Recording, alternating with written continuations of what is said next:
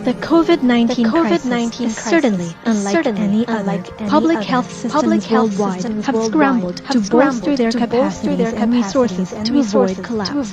Broader economic and social systems, meanwhile, have been seriously disrupted, affecting the delivery of both emergency and regular services to the people, many of whom lost their jobs and livelihoods in the wake of prolonged lockdown measures. Pre-pandemic inequities in society have been magnified and exacerbated as the crisis rages on. Its wide range of impacts become increasingly worse for those already in vulnerable and fragile situations: seniors, women, LGBTQ individuals, people with disability, indigenous peoples, farmers, fisher folks, migrant workers, and workers in the informal economy. At the onset of the pandemic, the initial question was always, will we survive? But now that vaccines are in sight and economies are reopening wider and deeper by the day, the question has become, what will happen after COVID-19? What's the next normal for us? This 2020, at the Institute for Labor Studies, researchers and advocates embarked on public discussions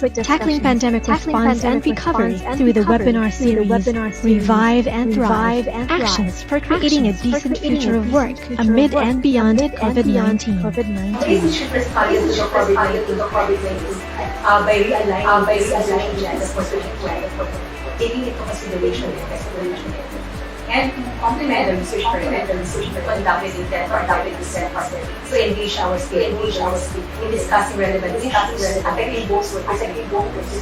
The topics chosen for the webinars are on the key result areas because we want to contribute to the policy discourse and influence our policies through the managers and editors for new development perspectives.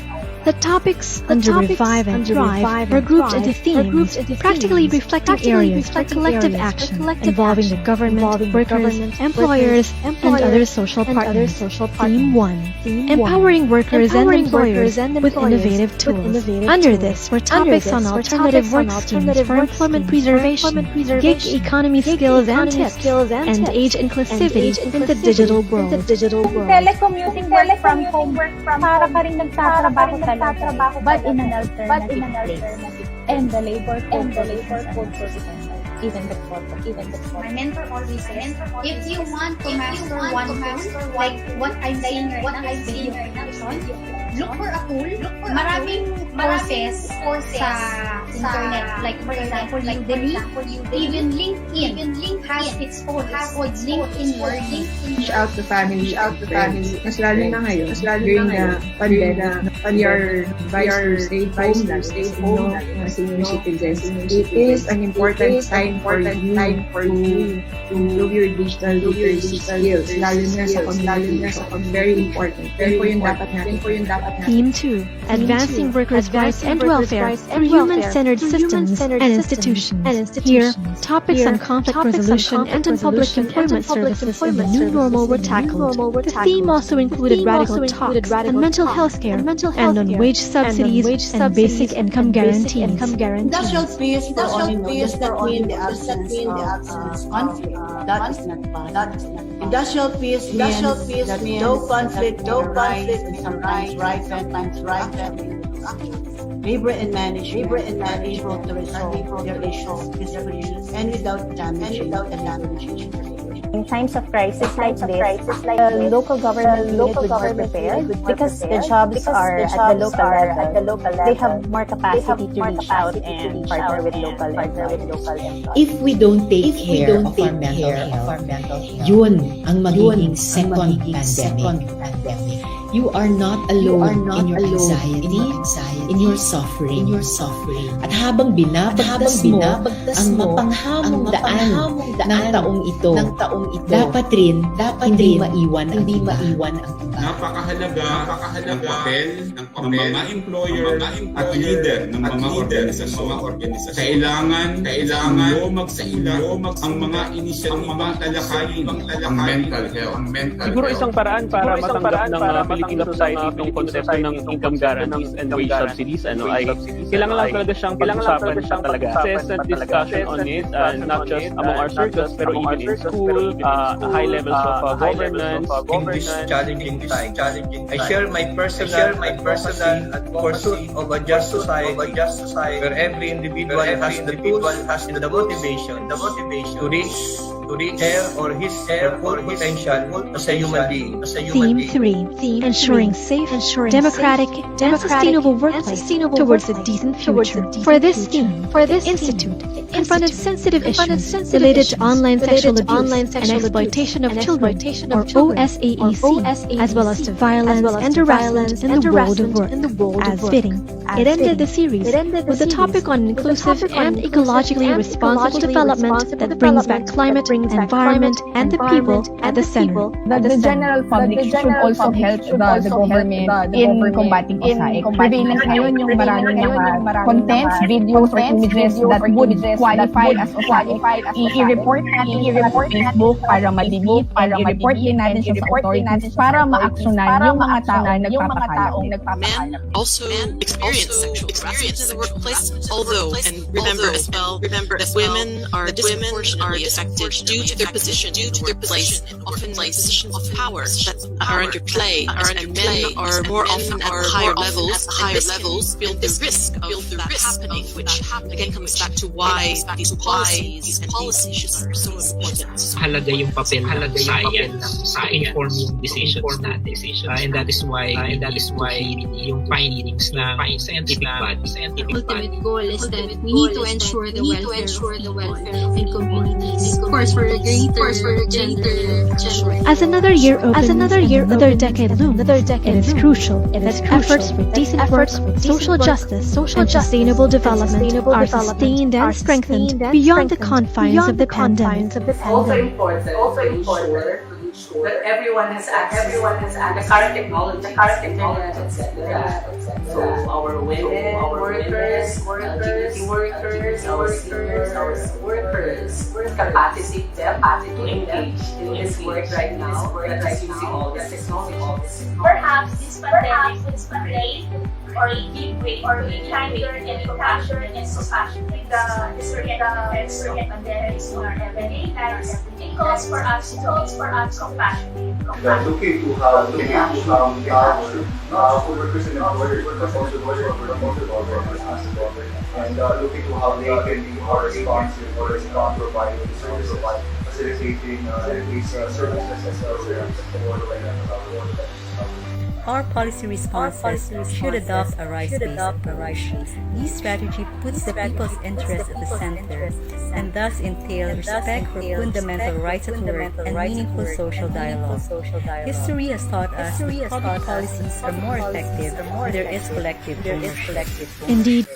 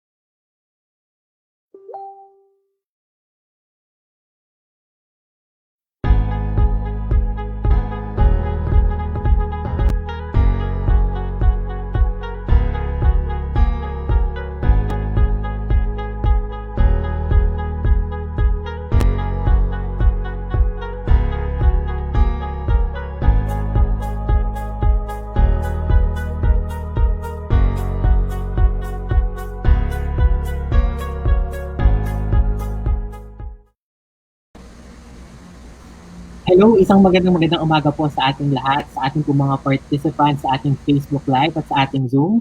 At sa lahat po ng mga nanonood, welcome po sa ating webinar entitled Digital Platforms, Rethinking Business and Redefining Work. Ako po si Raymond Estrella mula sa Institute for Labor Studies ng Department of Labor and Employment at ako po ang inyong host ngayong araw. Bago po tayo magsimula ay inaanyahan ko po muna ang lahat sa panandaliang katahimikan para sa ating pambungad na panalangin upang papurihan ang dakilang lumikha. Aming Panginoon, Diyos na mahabagin, ang tunay na nagmamahal sa ating lahat, kami po ay dumudulog sa iyo upang magpasalamat sa lahat ng biyaya sa pagpapahintulot mo na maisagawa ang aming pagtitipon na ito sa kabila ng maraming pagsubok na hinaharap namin ngayon.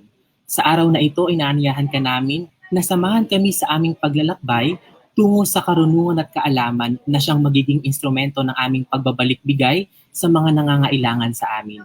Lugod po namin inaalay sa iyo ang pagtitipon na ito at nawa ay magbigay ng tulong sa mga lubos na mas nangangailangan anumang matututunan namin mula sa araw na ito.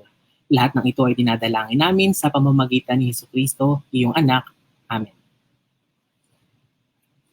Magandang umaga po ulit sa ating lahat. Gusto po namin ipaalala na ang webinar na ito ay recorded. At para po maging maayos po ang ating mga activities ngayong umaga, ay narito po ang ilang mga house rules. Una po, avoid distraction and focus on the agenda. Marami po tayong matututunan dito sa ating webinar kaya hinihingi po namin ng ilang mga oras ninyo para po sa webinar na ito. We encourage everyone's participation by sending your comments and questions during the live feed. Kami po ay naka-Facebook Live, so pwede nyo pong i-type doon ang inyong mga questions. Sa mga nasa Zoom naman po ay pwede nyo pong ilagay doon ang inyong mga question. At magkakaroon po tayo ng open forum mamaya para po talakayin natin ang mga tanong ninyo. At syempre, bilang safe space po ang ating webinar na ito, let's show respect on others' contribution and comments. And also, ang mga materials or certificates po natin ay ipoprovide po natin after the webinar upon request. Para rin po sa kaalaman ng lahat, ang ating pong webinar ngayong umaga ay parte ng ating Revive and Thrive 2, ang ILS COVID-19 webinar series kung saan po ay tinatalakay natin ang mga napapanahong issue at kung paano tayo makakagawa ng kolektibong aksyon para sa patuloy na pagsulong ng decent work amid and beyond COVID-19. Ngayong umaga, alam ko marami sa atin na makaka-relate dahil malamang ay naranasan na natin na magpa-deliver ng pagkain o di kaya naman ng ating mga documents or parcel, lalo ngayong panahon ng pandemya na limitado ang transportasyon at marami sa atin na mas pinipili na lamang sa loob ng ating tahanan. Sa ating webinar, ating pag-uusapan ang business model strategy ng ating digital labor platform sa ating bansa at ang kanilang mga challenges, opportunities, maging ang kanilang mga challenges at syempre ang naibibigay nilang trabaho sa ating mga service delivery riders. At para po opisyal na simulan ng ating webinar ay malugod po nating inaaniyahan ang ating DOLE Assistant Secretary Alex V. Avila para sa kanyang welcome message. Magandang umaga po, ASEC Alex. Good morning, everyone. Thank you. Good morning to all participants and our resource persons to this edition of the ILS 2021 webinar series. I am happy to be part of this exchange of ideas and experiences on a very timely and important issue of how societies, including ours, must respond to the phenomenon of work which is being transacted, managed, controlled, and consummated via online and digital platform. Societies of generations which came before ours faced their own brand of the so-called labor question. During the first industrial revolution, societies, especially the proletariat, faced the labor question of how to make work an instrument toward human dignity. Abject working conditions, poor pay, long hours of work, lack of social protection, dismal labor rights. These were the labor questions that our forebears faced and tried to address with mixed results. Undeniably, societies have achieved significant progress to make work an instrument toward human dignity. Not only have we seen human achievements in the theoretical realm of work, we have also seen serious societal efforts to transform work as a means to achieve human dignity. Institutions have been created, policies have been formulated, laws have been enacted, labor standards have been adopted, and social partnership has been embraced to govern workplace relations. But the great march toward human dignity is as fluid and dynamic as the forces that shape the world of work. Then as now, the dialectic of work as an instrument toward human dignity continues to preoccupy societies, whether rich or poor, north or south, developed or developing. The world of work has its own version of the Holy Grail. Our generation has its own dose of the labor question. In a world made smaller, porous, and borderless by technology, we are confronted by the labor question of how to treat digital work, or platform-based work, or gig economy work, or whatever term we ascribe to this phenomenon. Because it is only by treating this phenomenon properly can societies treat those who work under it with dignity. One tragedy in the world of work is that changes and innovations almost always render institutions and the legal environment inadequate and unresponsive. In other words, outmoded, irrelevant, out of sync. There seems to be always a mismatch between the regulator and the regulated. Take, for instance, the 47-year-old Labor Code of the Philippines, which has been subjected to piecemeal amendments since the day it took effect. The Labor Code was supposed to respond to the industrialization thrust of the government at that time.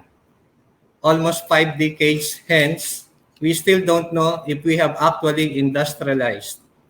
And by the way, how old is online work in the Philippines? 10 years? 7 years? Maybe 5 years? A clear case of May-December love affair or structural mismatch. But there are bright openings in the legal front.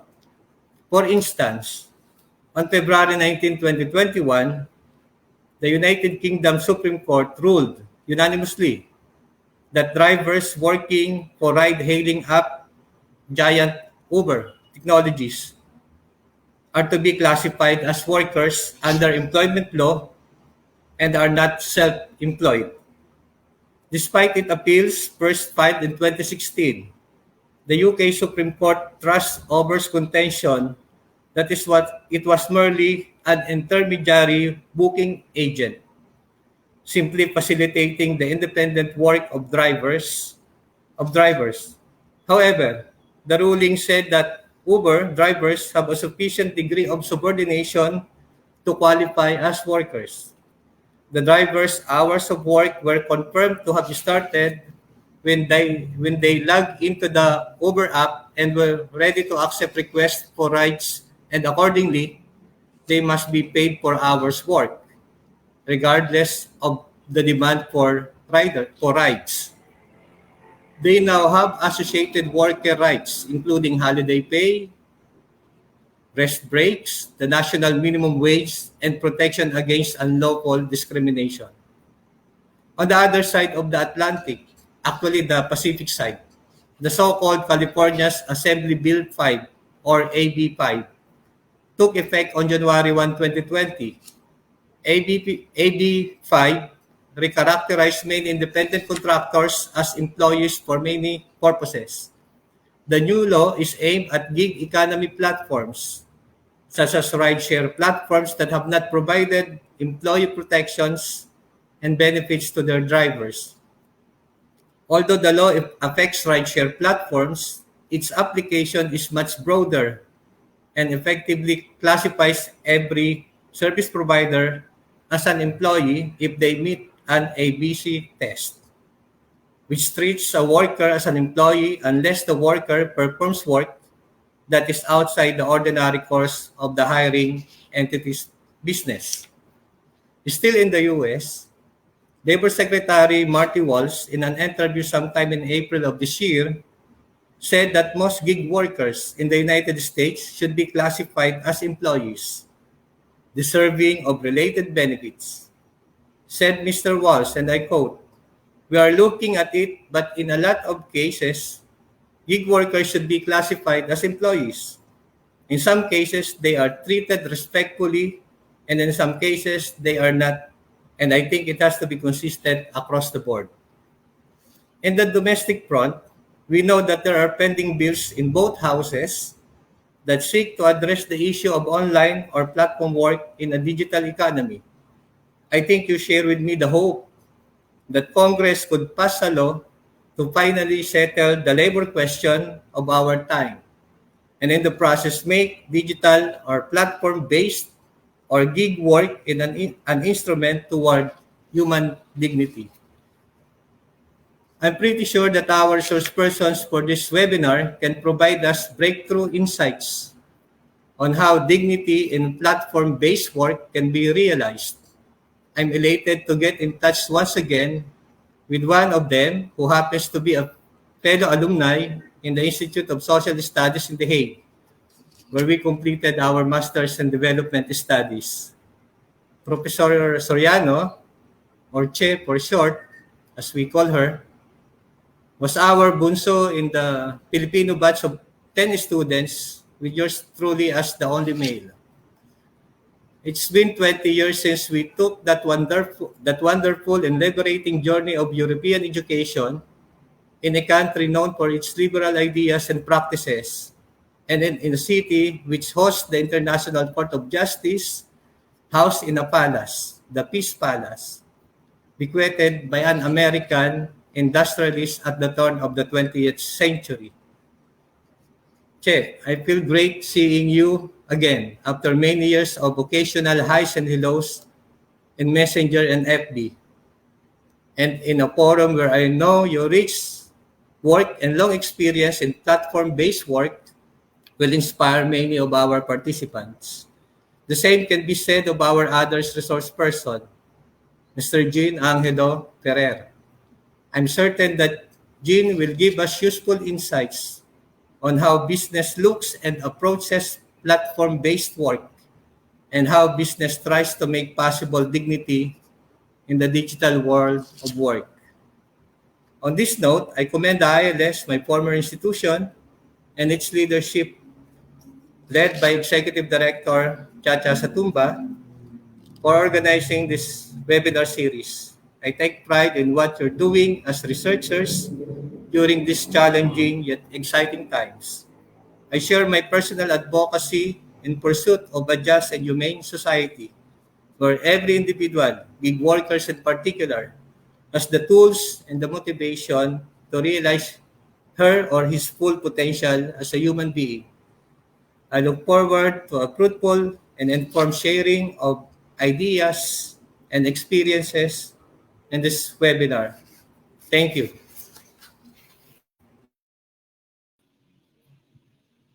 Maraming salamat po, ASEC Alex. No? Talagang napaka-importante talaga ng digital labor platform, lalong-lalo na po sa pang-araw-araw nating buhay ngayon. At marami itong nabibigay ng oportunidad sa mga business, sa workers, at maging sa ating lipunan for digital transformation at saka innovation. Alam ko po marami sa atin na excited na sa ating mga presentations ngayong umaga, at para bigyan tayo ng karagdagang pang mga detalye sa mga mangyayari ngayong araw, ay inaanyahan po natin si Ms. Mira Takadaw, ang Acting Chief Labor and Employment Officer ng Workers Welfare Research Division, para sa overview of the activity. Magandang umaga po, Ms. Mira.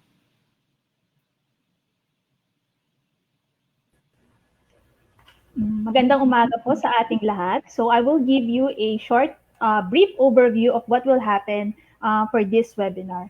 As an introduction, for the past decade, alongside with the growth of the internet, one of the transformations in the world of work is the rise of platform business models.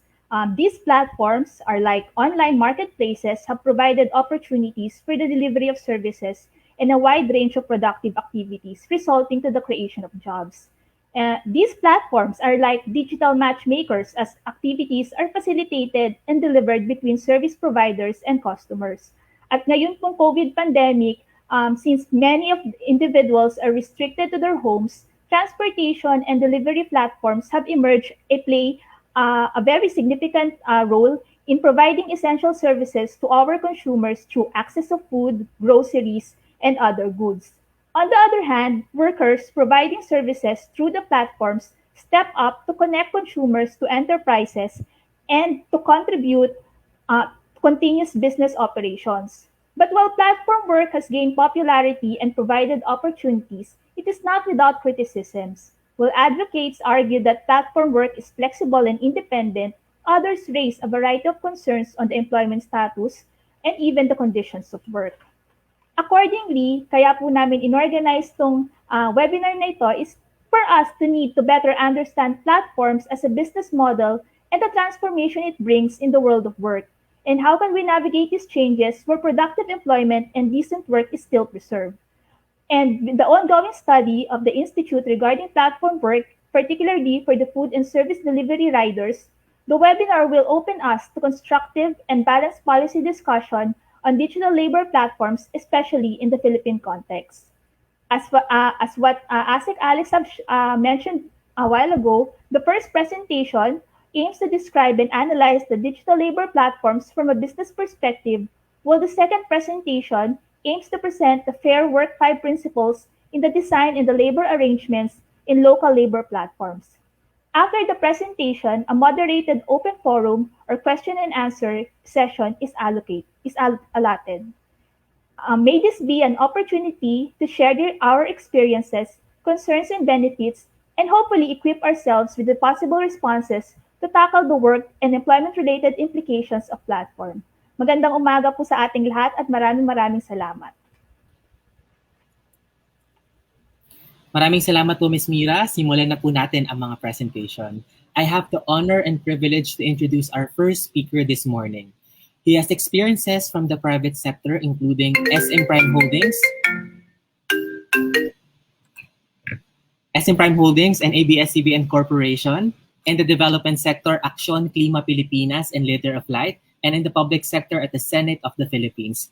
He completed the Asian Institute of Management Future Bridging Leaders Program and is a certified sustainability reporting specialist following the Global Reporting Initiative standards. Also a proud graduate from the University of the Philippines, he enjoys long walks on the beach, a good drink on Fridays, and firmly believes in the power of the youth to be positive catalysts of change in the country. Let us welcome the country manager of Mr. Speedy Philippines, Mr. Jean Angelo P. Ferrer. Magandang umaga, Sir Jean. Hi, Raymond. Can you hear me? Yes. Hi. Thank you for having me today, Raymond. I'm excited, but I think after I heard the talk of ASEC and the foundation, I think my presentation is more of a overview rather than something that is focused specifically on the work side of the digital platforms, on platform economy. So maybe when we go to the open forum later, I would like to add more on this topic. I think I touched a little bit on it on my presentation, but apologies if I think I looked at it from a different approach. Raymond. Okay, I think I'll begin, Raymond. Thank you. So good day, everyone. And I'd like to thank the Department of Labor and Employment, Institute for Labor Studies for having me today. Special shout out, of course, to ASEC, Alex Avila of DOLE, to Raymond for the invite, and to my co-panelist, Professor Cheryl Soriano. I hope we have a good discussion afterwards. So I am Jean Ferrer, Country Manager of Mr. Speedy Philippines, and I'm here to talk about the platform economy in the Philippines from a business perspective. I've tried my best to research on the topic and have found some case studies to share, of course, including our own experience in Mr. Speedy Philippines. Before anything else, I would also like to plug my YouTube channel. It's called Jean F. Blog, where I talk about personal finances and why we should all seek financial freedom. So please subscribe and support my vlogger dreams.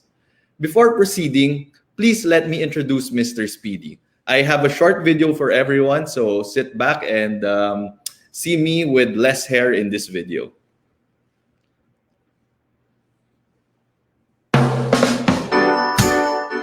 I'm Jean Ferrer, Country Manager of Mr. Speedy Philippines.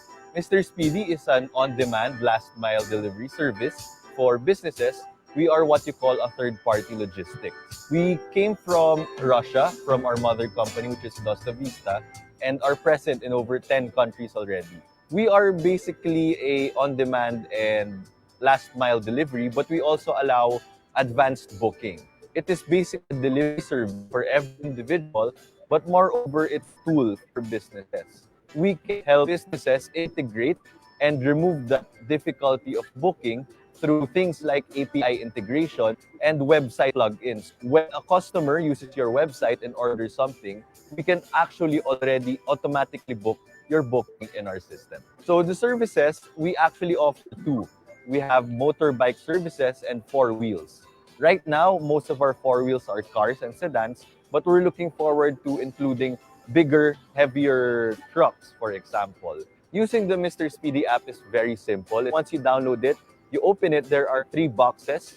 There's a request an order, there is a pabili service, and there is an order tracking. I think the easiest and the most common way to use it is to go straight to request an order. There are drop-down links, so you can just simply put cash on delivery, you can choose pabili service, or you can have special instructions for your courier.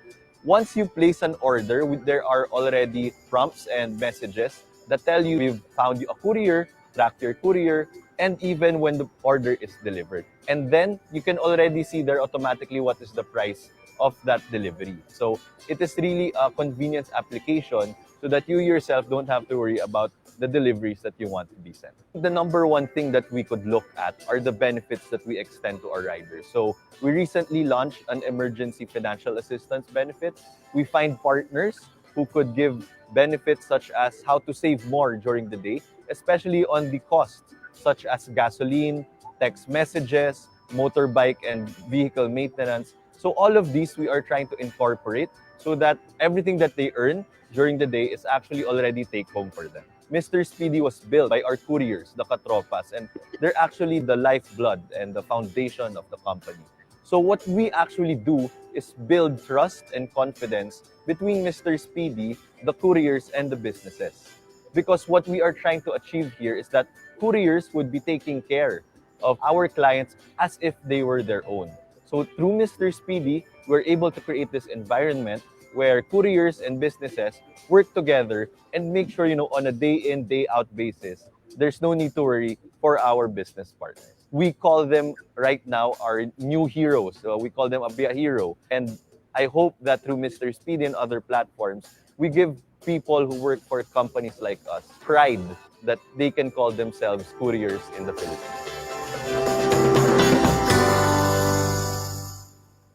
Okay. Next slide.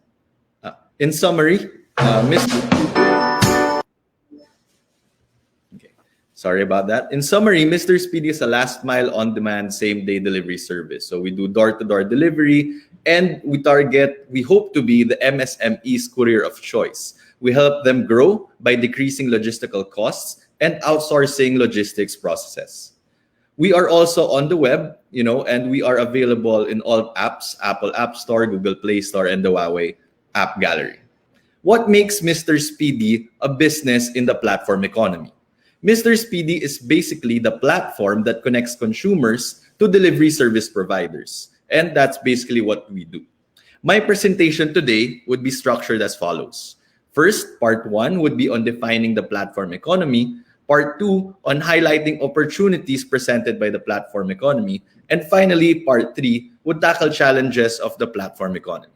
So let's begin by defining platform economy. Let me begin by framing our discussion today. Before I get into platform economy per se, the first thing I want to explore and define is the word business model, or two words. For any business, this is the answer to the question, how do you make money? The most basic of business models have three questions. First, what does the business need to make something? So this includes labor, development, materials, manufacturing, design, and so on. Second question, what does the business need to sell that said thing? So online marketing, traditional marketing, channels of distribution, logistics, processing, etc. And lastly, pricing and payment methods. Do you have a pricing strategy for different products? What payment methods are available? Are the different models of charging available as well? The most traditional business model, I would suppose, involves the mass production of goods to sell to consumers. So think of the Nikes and the Adidas, Apple, Samsung. You create a physical product and sell at a higher price. The difference between the selling price and your cost is what we call the profit, as I'm sure everyone knows. However, from those days of manufacturing and mass production, many companies we all know and use today have transitioned towards the use of technology. Have you heard of the Alphabet company, Google, Facebook, Amazon, Alibaba? Do they have physical products like brands I mentioned earlier? I don't think so. These are just some companies who have established their businesses on the platform business model.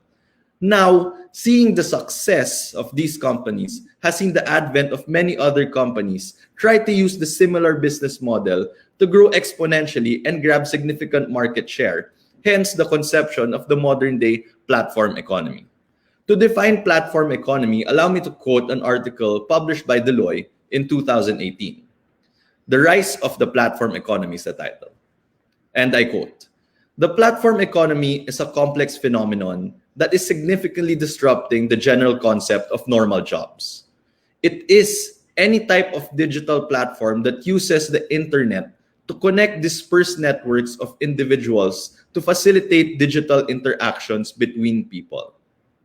Within the platform economy, there is a triangular relationship between three parties: the platform, the worker, and the customer. It is the job of the platform to connect people with demand, the customer, to people that provide the supply, the worker.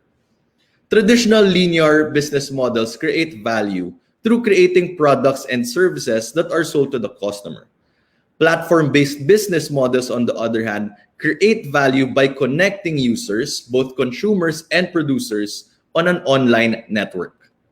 The platform does not own the means of production, but rather creates the means of connection. The strength of the platform economy lies in its ability to eliminate trade barriers by using increased information sharing between different players and circulation of data to its advantage.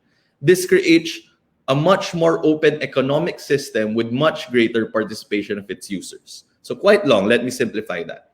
The strength of the platform economy is making it easier for consumers and sellers to interact. Basically, the platform economy is the operationalization of the word convenience. As some would say, we are in the convenience age as well. Let's take, for example, our company, Mr. Speedy Philippines. Mr. Speedy has built an online platform to conveniently find delivery services. Primarily, we connect businesses to consumers by providing logistical support. As an open platform, meaning anyone can use Mr. Speedy, we also allow individuals or non-businesses to use the platform. And let me further demonstrate how the platform economy works. As mentioned earlier, a platform economy-based business model has three components: the platform, a customer, and a worker or service provider or product provider at some times. In our case, you are the customer, and our Mr. Speedy couriers are your service providers. Excuse me. How most platforms make profit is by charging a platform fee or a commission from transactions that happen within their environment. But again, let me remind everyone that this is not the only way. There are other business models based on the platform economy that are unlike Mr. Speedy or the logistics application of the platform economy. Just as Mr. Speedy embraced this new business model, the platform economy provides much more opportunities. So, mobility, we have Uber, Angkas. We have new marketplaces, Shopee, Lazada. We have entertainment, Netflix, YouTube, and even payment gateways, GCash, Paymaya. All of this are here to stay. All of these are digital, and all of these are types of companies in the platform economy. Let me go to part 2 of my presentation. Why has the platform economy thrived? I have 2 answers for you. In the advent of the digital world, a research report by McKinsey suggests that more than 30% of global economic activity, around $60 trillion US, could be mediated by digital platforms in 6 years' time. Their experts estimate that only 3% of established companies have adopted an effective platform strategy. So there's so much more to look forward to in terms of business innovation. In this convenience age, more and more businesses are starting to see the value of the digital era, and the platform economy enables that shift from the traditional structures to digital platforms. How has the platform economy achieved this? I have two answers for you. And let me just mention them. First is efficiency, and second is innovation. Let's talk about efficiency first. It used to be that when I wanted to buy an item myself, I had to research on Google and look at one website, and then another, and then another. Basically comparing which brand I want to buy. It didn't help. Those brands presented products in different ways, and sometimes the sad part is I don't end up buying because I can't decide for myself. Nowadays, I open an app and choices are abundant. Moreover, options are varying. Let's take, for example, food. How many apps out there, when I type the word food, or I type pizza, not the word food, I type pizza because, I crave for it, and I will see several food chains that will appear as my choices. I will see several flavors, several different types of pizzas, and they are all together in one platform. The platform economy continues to change our behavior and continues to change the behavior of businesses. Before, a business had to make their own website to accept orders. Now they can join existing platforms and take advantage of existing user bases of aggregators. Likewise, aggregator companies need not invest in making their own products, taking advantage of existing businesses who are looking for more revenue streams for their product. Aggregators in themselves are platforms getting commission usually from sales or from annual subscription fees. Let me talk about an example. So Shopee here in the Philippines. Shopee was the most popular B2C e-commerce site in the Philippines with around 54.6 million monthly web visitors and has already 300,000 active sellers as of September 2018. That was pre the pandemic.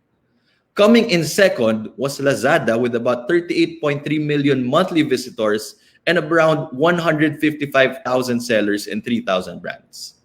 According to a survey conducted by Rakuten Insight, 41% of respondents stated that they purchased more online during the COVID-19 pandemic. So imagine those numbers doubling, tripling, quadrupling in just 1 year because of the pandemic. An easy example, just so we can talk about traditional business shifting to a platform business, is the acquisitions of Walmart.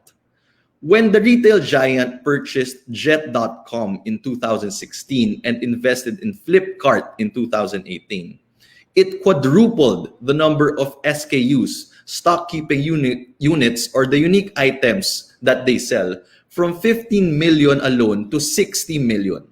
Now, Walmart has a system much like Amazon that allows sellers to plug in its platform, Walmart.com, and sell their goods to Walmart's masses of customers.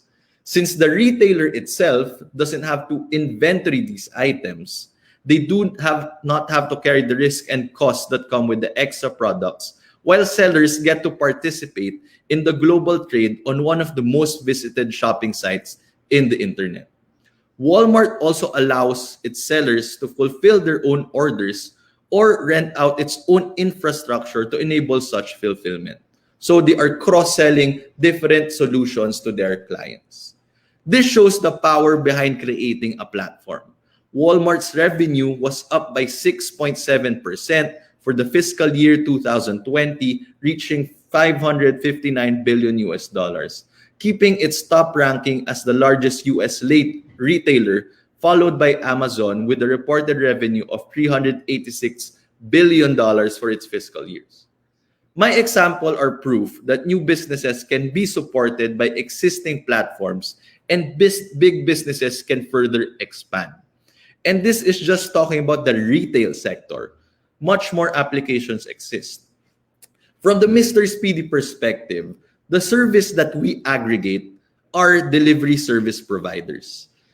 We treat our couriers as independent business owners trying to get clients to use them, instead of the traditional knocking at the door, advertising themselves, and trying to get their own clients. Mr. Speedy provides the demand for these independent individuals. Mr. Speedy spends on developing our app, our platform and spends on marketing to increase the user base. In effect, assisting the quality of service and the efficiency that couriers do on a daily basis. We remove the struggle of them selling their own service by themselves. Platforms reduce inefficiencies in the market, create new markets, and as well as bring more choices, products, and services to consumers at a lower cost more often. And as mentioned by previous speakers, flexible income to platform workers. Because of the COVID-19 pandemic, the demand in the platform economy rose in different aspects: mobility, marketplaces, entertainment, etc. But these really became dependent on the needs of the businesses. Let me talk about innovation secondly. The main difference between platforms and traditional business models is that platforms are multifaceted.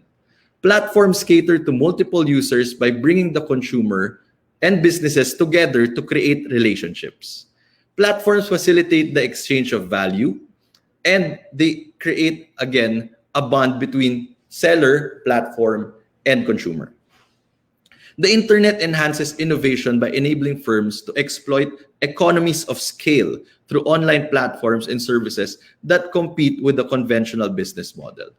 According to a report of Google, Temasek and Ban and Company 2019, the Philippines has grown remarkably in the online media sector, comprising of advertising, gaming, subscription music, and video on demand, at an annualized rate of 42% per year from 2015 to 2019. Aside from online media sector, 4 sectors also grew: online travel, flights, hotels, vacation rentals; ride-hailing, transport and food delivery; e-commerce; digital financial services; payments, remittance; leading investment, insurance. Comprise the internet economy in this report. Further, across 6 economies of Southeast Asia, comprising of Indonesia, Singapore, Malaysia, Philippines, Thailand, and Vietnam, saw an internet penetration in their global domestic product of 3.7%. Although the usual titans of tech are ubiquitous with examples of modern business models and innovative and disruptive strategy, all is not lost for long-established and more traditional businesses. These companies also have a chance to create their own platforms. If creating their own platform was outside their own wheelhouse, then they can at least take advantage of another platform in the market. The e-commerce monitor said in the Southeast Asian countries, the Philippines experienced the highest increase in terms of shopping app usage, 53%, as well as online spending, 57%. The report also stated the shift was most rampant in Filipinos aged 35 to 44. Data indicated that 44% of Pinoys in that age group bought more items online during the quarantine. From the entertainment industry, specifically Netflix and YouTube, Netflix had a total net income of over $2.76 billion US dollars. The company's annual revenue reached 25 billion US dollars, and its streaming subscribers grew to over 204 million in the fourth quarter of 2020. As for YouTube, it generated 19.7 billion US dollars in revenue, which is 30.4% increase year on year. Over 2.3 billion people access YouTube once a month. For online payments here in the country, over 1 trillion pesos in transactions have passed through GCash in 2020, peaking at 7.5 billion pesos daily gross transaction value, and with more than 6 million transactions in a day. The mobile wallet company also grew its users from 33 million, which is a 65% growth versus last year. On the other hand, PayMaya Philippines has reached 28 million users across platforms through 2020, and these are the top 2 players in that industry. These industries mentioned, e-commerce, entertainment, financial services, have enjoyed growth due to the digital age, and the platform economy proves that long-standing traditional businesses have more innovation left in them. Let me go on to my part 3, the challenges of the platform economy. While the platform economy has provided many business opportunities, it has presented some key challenges. I think this was mentioned earlier by ASEC. I'll discuss two which I think are most important, two which I think are also faced by my present company. For this part, let us limit our scope. I think this would be more relevant to the platform economies that provide connection to customers to service providers. So the first problem is the regulation or lack thereof. And second is the relationship of the platform and its service providers. So let's talk about the regulation in the platform economy. Who regulates company like Mr. Speedy? Is it DTI? Is it DICT? Is it DOLE, LTO, LTFRB? Based on our current laws, it is really unclear. However, these government agencies need to continue to address and support this growing industry. As in most cases of disruption, we are forced to evaluate laws and regulations. Admittedly, in my personal communication with various government agencies, we understand that current laws are not designed to deal with new platform-based businesses that are primarily, as we said, just matchmakers, quote unquote. I myself support the need for regulatory review, if not an establishment of a totally new set of laws to recognize the platform economy as it will continue to thrive and exist. Why? Many elements such as worker safety, standards in employment benefits, taxes, compliance, protections of right, competition, to name a few, needs to be discussed. Central to this point, however, is the question, should we treat the platform economy differently or the same from the regular economy? That's a question I will leave for our lawmakers. Secondly, and something that also has been already in Philippine news, the power structure or relationship between platforms and platform workers. From a business perspective, I would assume that the business model, when it was first being explored, platform workers were considered in unison, as one. However, we have now come to understand the diversity in platform workers. As presented by Juliet Shore, professor of sociology at Boston College, there are different archetypes of workers. Primarily dependent, the worker who fully relies on engaging in the platform to get work and decent pay. Partially dependent, the worker uses the platform in a part-time basis, and a supplemental worker, the worker who uses the platform to create supplemental earnings. Those three types of segments remain true, even for our company and probably for others too. Why the diversity? Well, it is a function of time and expectation.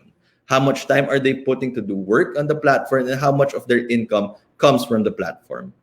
Critical questions in the debate in the power structure of platform revolves around, are workers, especially dependent workers, empowered or exploited by platforms? Does the platform economy create any redistribution of wealth? Or is it just accelerating inequality, and does it lead to reproduction of social inequality? Are platform workers independent contractors or employees? How do we classify the range of people that fall in the gray area in the middle? What is the reality? The platform economy still relies on one of the oldest economic principles, supply and demand. What platforms have done, and probably unintentionally, is to dramatically increase competition or increasing the supply, hence raising the biggest question. How do we ensure platform workers are protected?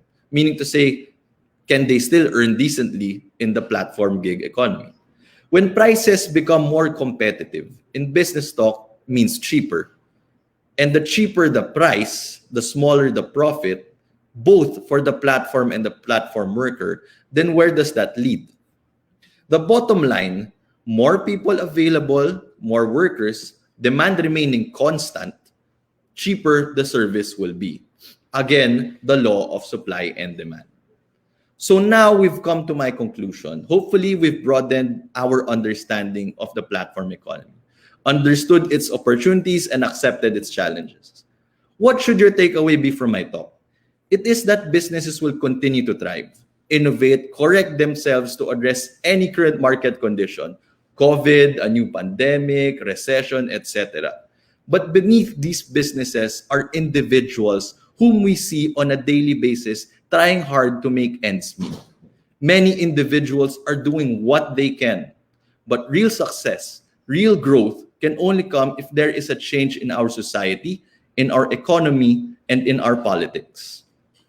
Has the platform economy addressed social inequality? Has it helped the labor force on which companies like mine have built their foundation? That is the fundamental question I try to answer and understand every day. For most days, I find solace in the thousands of Filipinos who can earn a decent pay through our platform. But sometimes I also question myself, is what we've done enough? And while on behalf of the platform we can do our part, we are still commanded by supply and demand. Generally, what service providers can earn are dependent on how the market prices their labor. Unfortunately, the price is not always right. So let me leave you with this quote from John F. Kennedy. Economic growth without social progress lets the great majority of people remain in poverty, while a privileged few reap the benefits of rising abundance. Thank you for listening. Stay safe. God bless. I hope to join the discussion and have a nice day. Thank you very much. Maraming salamat, Sir Gino. Your presentation really gave us, the basic and the better understanding of our platform economy. Pati yung business model niya, sino ba yung nandun, ano ba yung mga activities, ano ba yung mga types ng digital platforms, and also yung principles ng efficiency at innovation.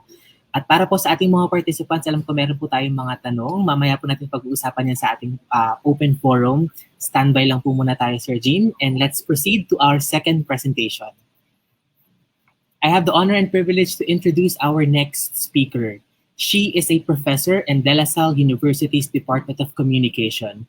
Her research focuses on the implications of digital media on social, cultural, and political practice, as well as in the construction of new organizational forms and practices.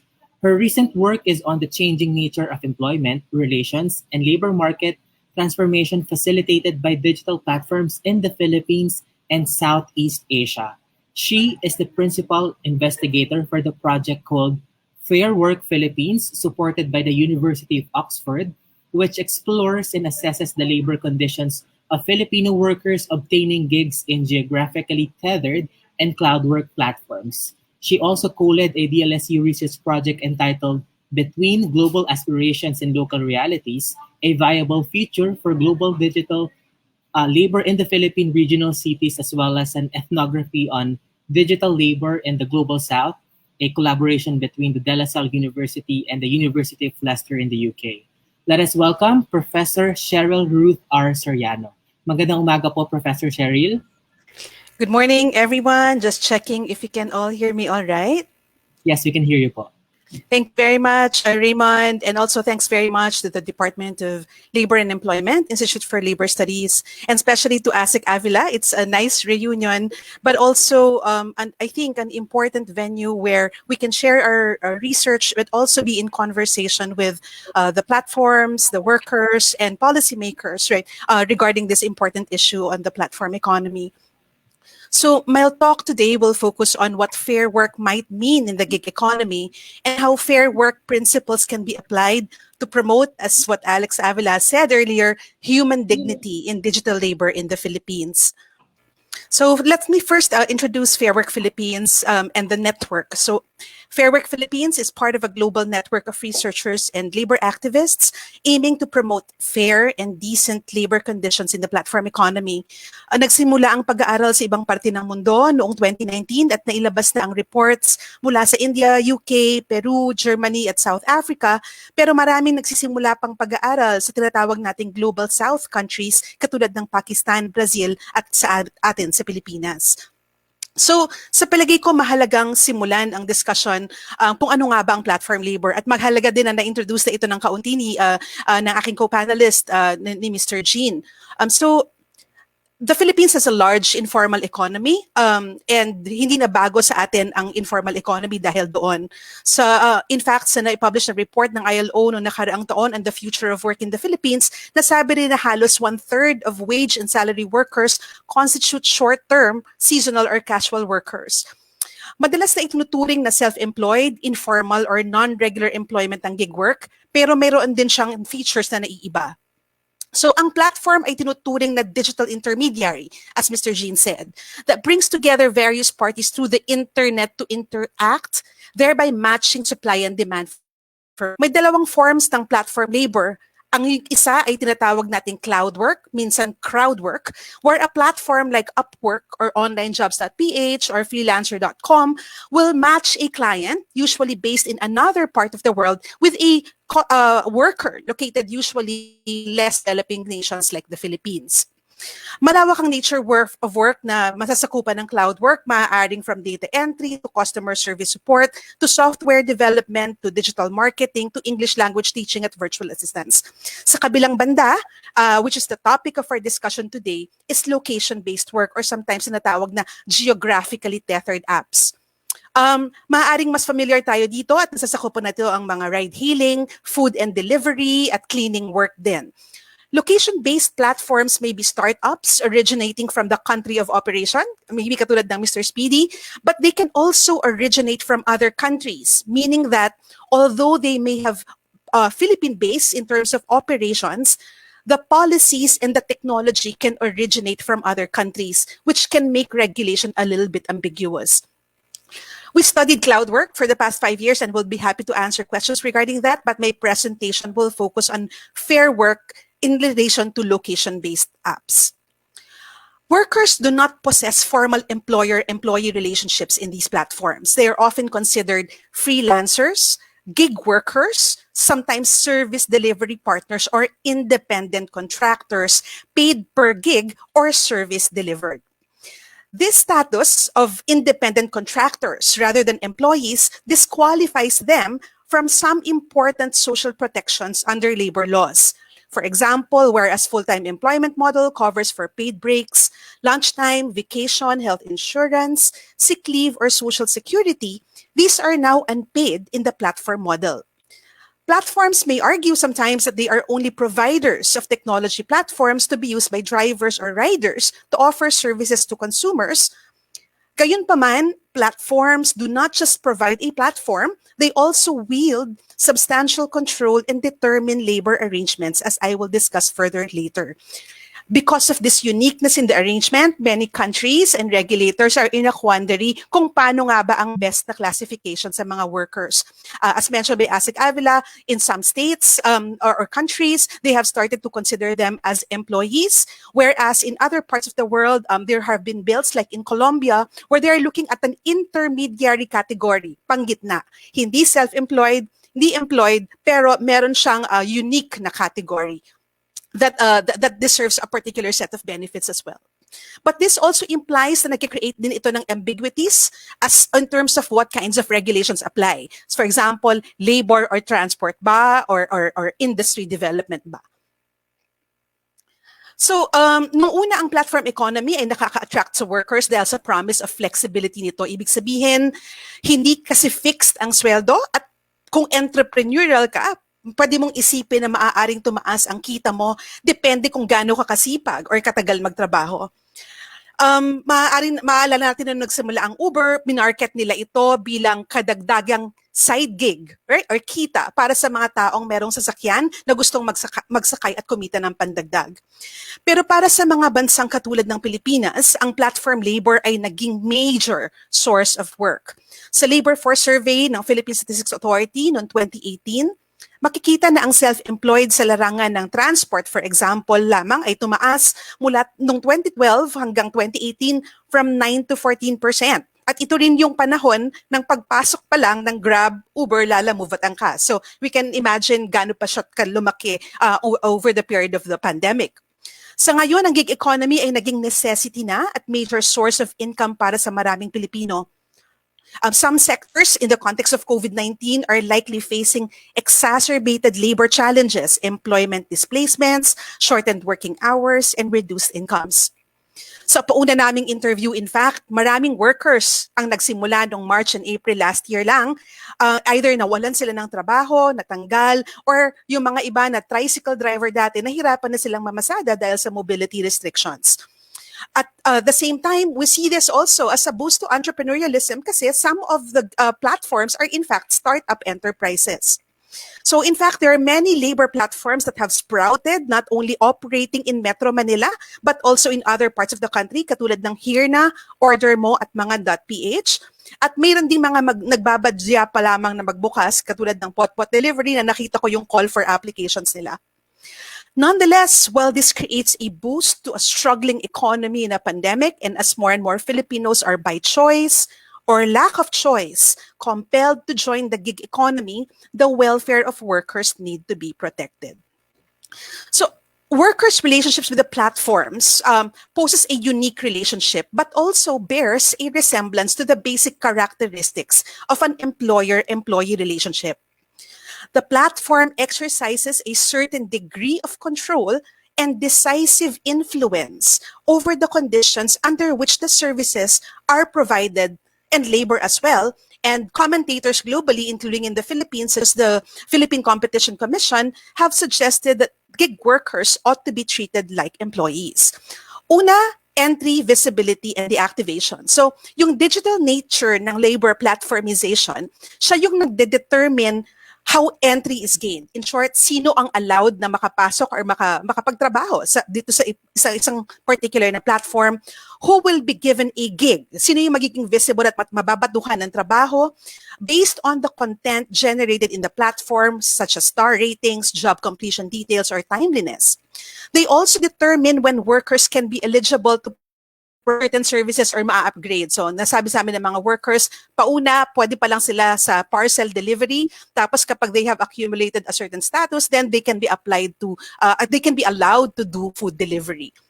So, ganun din, the platform determines the conditions under which a worker will be suspended or deactivated.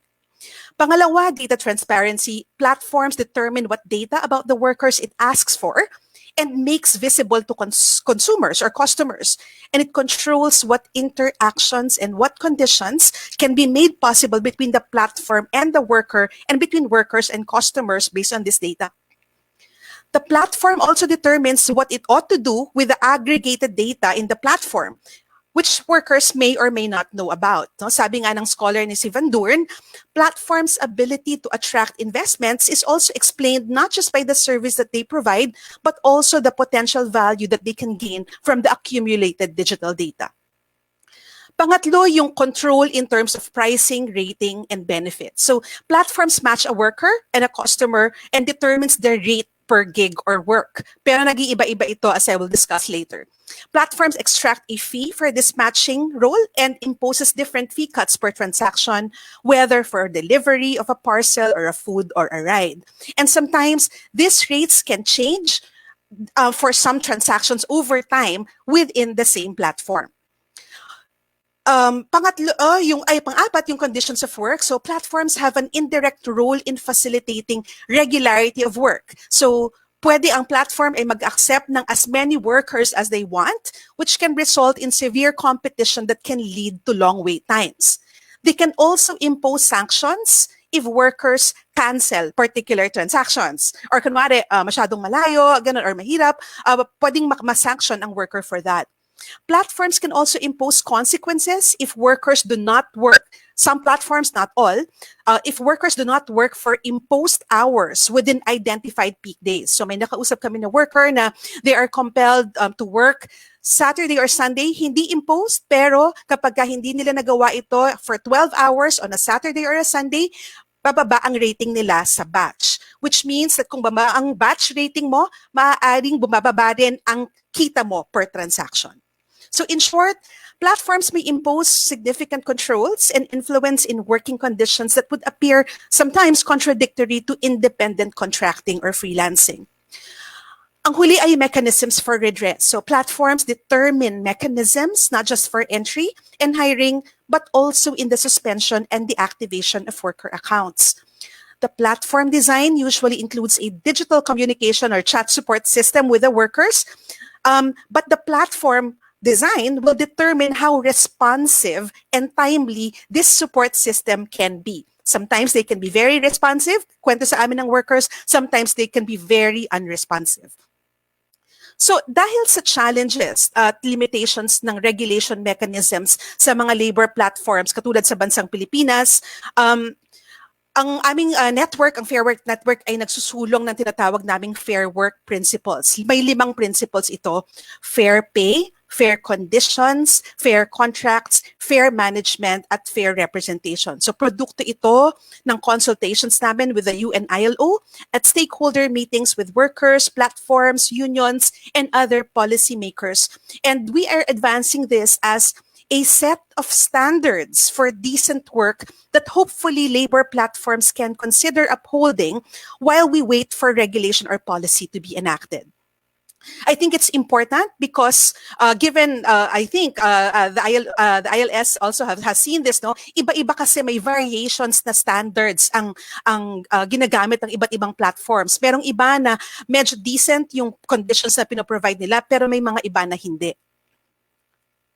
So just as a snapshot kung ano yung kinakalabasan ng pag-aaral namin. So here's an example of the scores in India. So sa bawat bansa kung saan ginagawa ang aming research, binibigyan namin ng score ang platforms. 2 puntos kada principle. For example, 2 puntos na maximum para sa fair pay, 2 puntos na para sa principle ng fair conditions, for fair representation, then and so on and so forth. So, a maximum of 10 points at pinapublish namin ito sa aming website ng Fair Work. Mayroon din itong kalakip na detailed report at makikita ninyo ito sa aming website. So, makikita sa example na ito, ang urban company ay naaangat in terms of the provisions of the Fair Work Principles. Ganon din ang goal namin for the Philippine Country Study at inaasahan namin na mailalabas namin ito sa susunod na taon. Scoring can be done over the years to see improvements in conditions, but importantly, it also shows the comparative scores of platforms. So one platform vis-a-vis the other. So we hope that the scores can help us provide data or share data about the real conditions of workers in the gig economy at makapagbigay ito ng support for evidence-based policy making. At the same time, the work that we do, we talk to platforms and we encourage the cooperation of regulators and platforms towards fair work. I'm happy to share that for some of our partner countries, so here's an example. So sa India, nalaman ng country manager or ng executive director ng platform na nasa baba ang Zomato sa kanilang rating at nag-pledge ito to improve the working conditions of their workers in the platform. So it can also be visible to workers. So hopefully workers can also be empowered to choose platforms that provide or offer fairer work. So ang research namin ginagawa with 3 methods. So una, desk research. Inaaral namin ang terms and conditions at kontrata ng mga platforms. Ganun din yung platform design. Pangalawa, we invite platform managers for interviews, also to ask them for evidence para maskoran namin ng tama ang platform based on the Fair Work Principles. At pangatlo, ini-interview namin ang mga workers in terms of the experiences nila in relation to fair pay, fair conditions, fair management, etc., etc. So, ngayon pupunta na ako sa second part ng presentation ko, pupunta na ako dun sa mga fair work principles na sinasabi ko kanina. Pauna dito sa aming principles ay fair pay or patas na kita.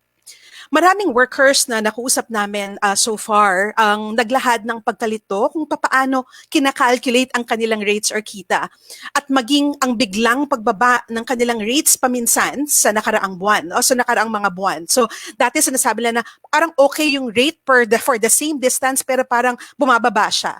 At the same time, nag-iiba-iba rin ang mga rates na ito per platform.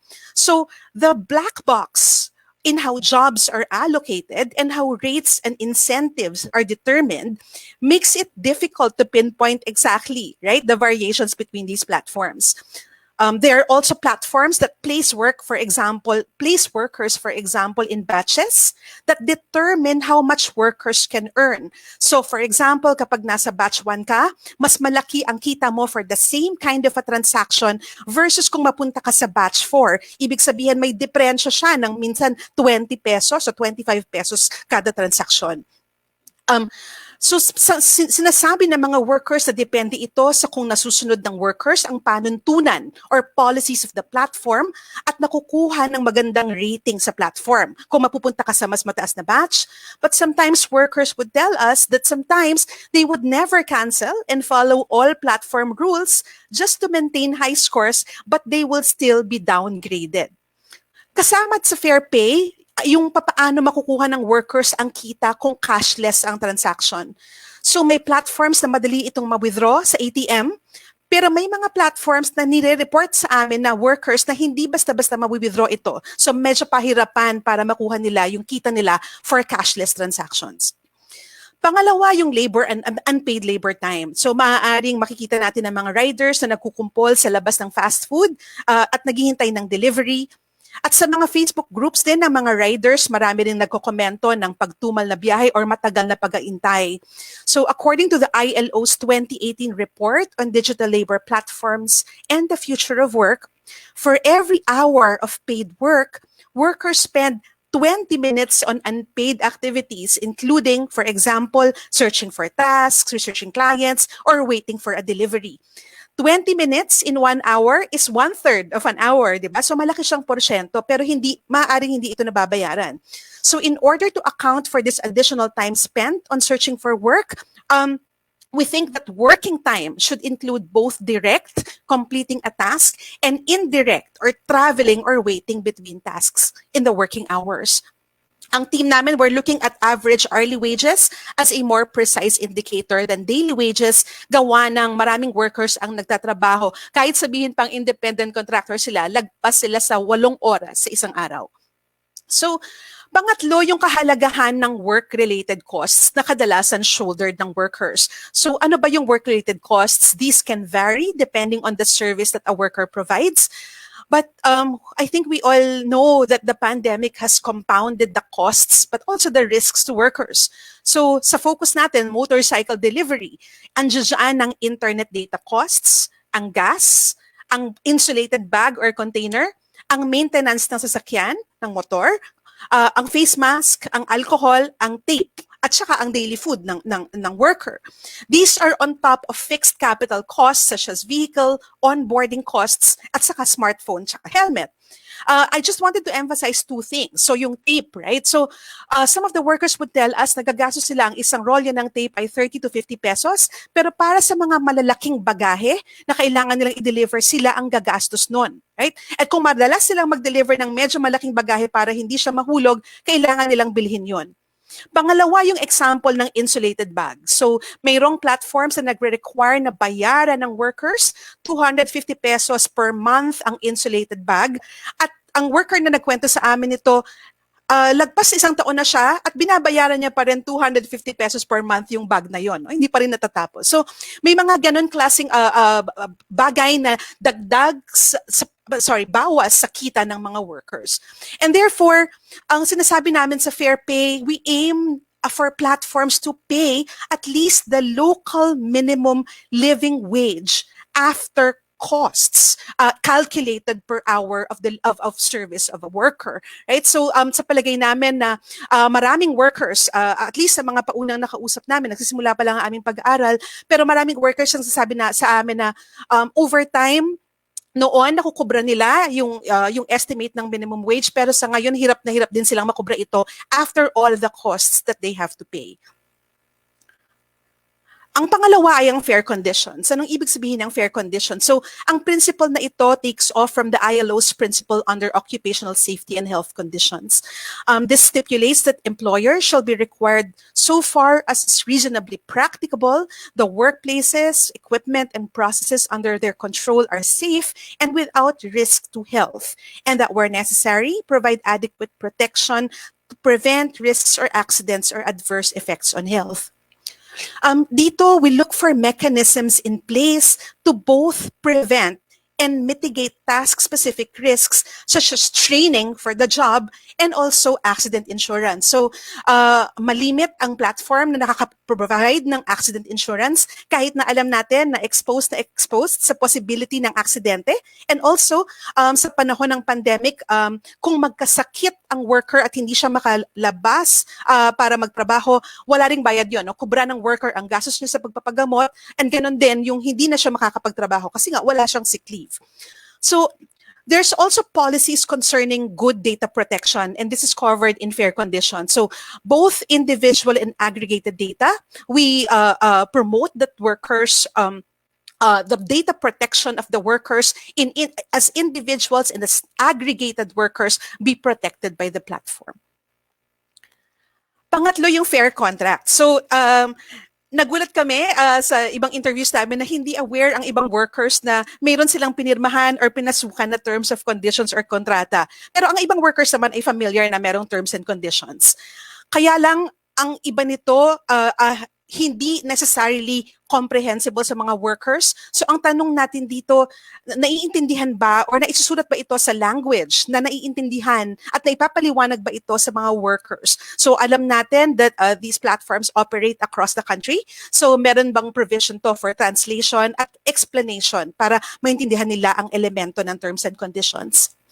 Pangalawa, of course, bukod sa kung naiintindihan ba ang terms and conditions, nandoon din yung kahalagahan ng contract terms. So, naglalaman ba ito ng unfair contract terms? For example, ang workers ay walang karapatan or no say in terms of changes kung magbago ang terms and conditions or i-amend ito, o kaya biglang magtaas or magbaba ang fee cuts, mayroon bang say ang mga workers tungkol dito, or kung may say ba ang worker kung sila ay masususpindi or hindi. So we aim for contracts and also amendments that are transparent and the terms are clear and well communicated to workers, and that these contracts also do not impose unfair terms. Pang-apat, yung fair management and communication. So for some of the platforms, there is a challenge in terms of the lack of workable processes through which workers can be heard and appeal decisions. Yung ibang platforms mas responsive, yung iba mas hindi masyadong responsive. So kasama dito yung sudden suspension and termination ng mga workers nang wala silang mechanisms for redress or appeal. Paminsan, may platforms na mayroong chat support kung saan kapag nasuspinde sila, for example, ng 2 araw, maaari silang mag-appeal kung bakit sila nasuspinde or mali yung pagkakasuspinde sa kanila. Pero meron ding mga chat support na hindi responsive. So, isang example na worker na na-interview ko, nag-submit siya, merong gusto siyang i-cancel na delivery kasi hindi nagpapakita yung customer isang oras na. Hindi niya ma-cancel yung transaction kasi kapag kinancel niya, papatawan siya ng fee ng 150 pesos ng platform. At para sa kanya, napakalaki na yon, no? Nakaltas isang araw. So hinintay niyang mag-respond ang chat support para ang chat support ang mag-cancel ng transaction, inabot siya ng isang araw. Ibig sabihin, hindi na siya nakapasada the whole day. So, ganon din yung placement ng workers sa lower tiers para sa mga platform na nag-i-implement ng tier system, at ganon din yung rate cuts without clear explanations. Pangatlo dito yung termination ng workers na walang access to redress. So pag na-terminate na yung worker, maaaring wala na siyang access dun sa platform, and therefore wala na rin siyang access sa chat support. And so therefore, we aim for, first, a contract provision that includes a documented process for workers to appeal disciplinary decisions or deactivations. A platform interface or chat support system where workers can effectively communicate with the platform responsively, right? And a process for which workers can appeal disciplinary decisions. Tinatanong namin yung workers kung ano para sa kanila yung reasonable time frame, right? Para sa response ng chat support. Sa kaso ng deactivation, the availability of appeals processes for workers who no longer have access to the platform.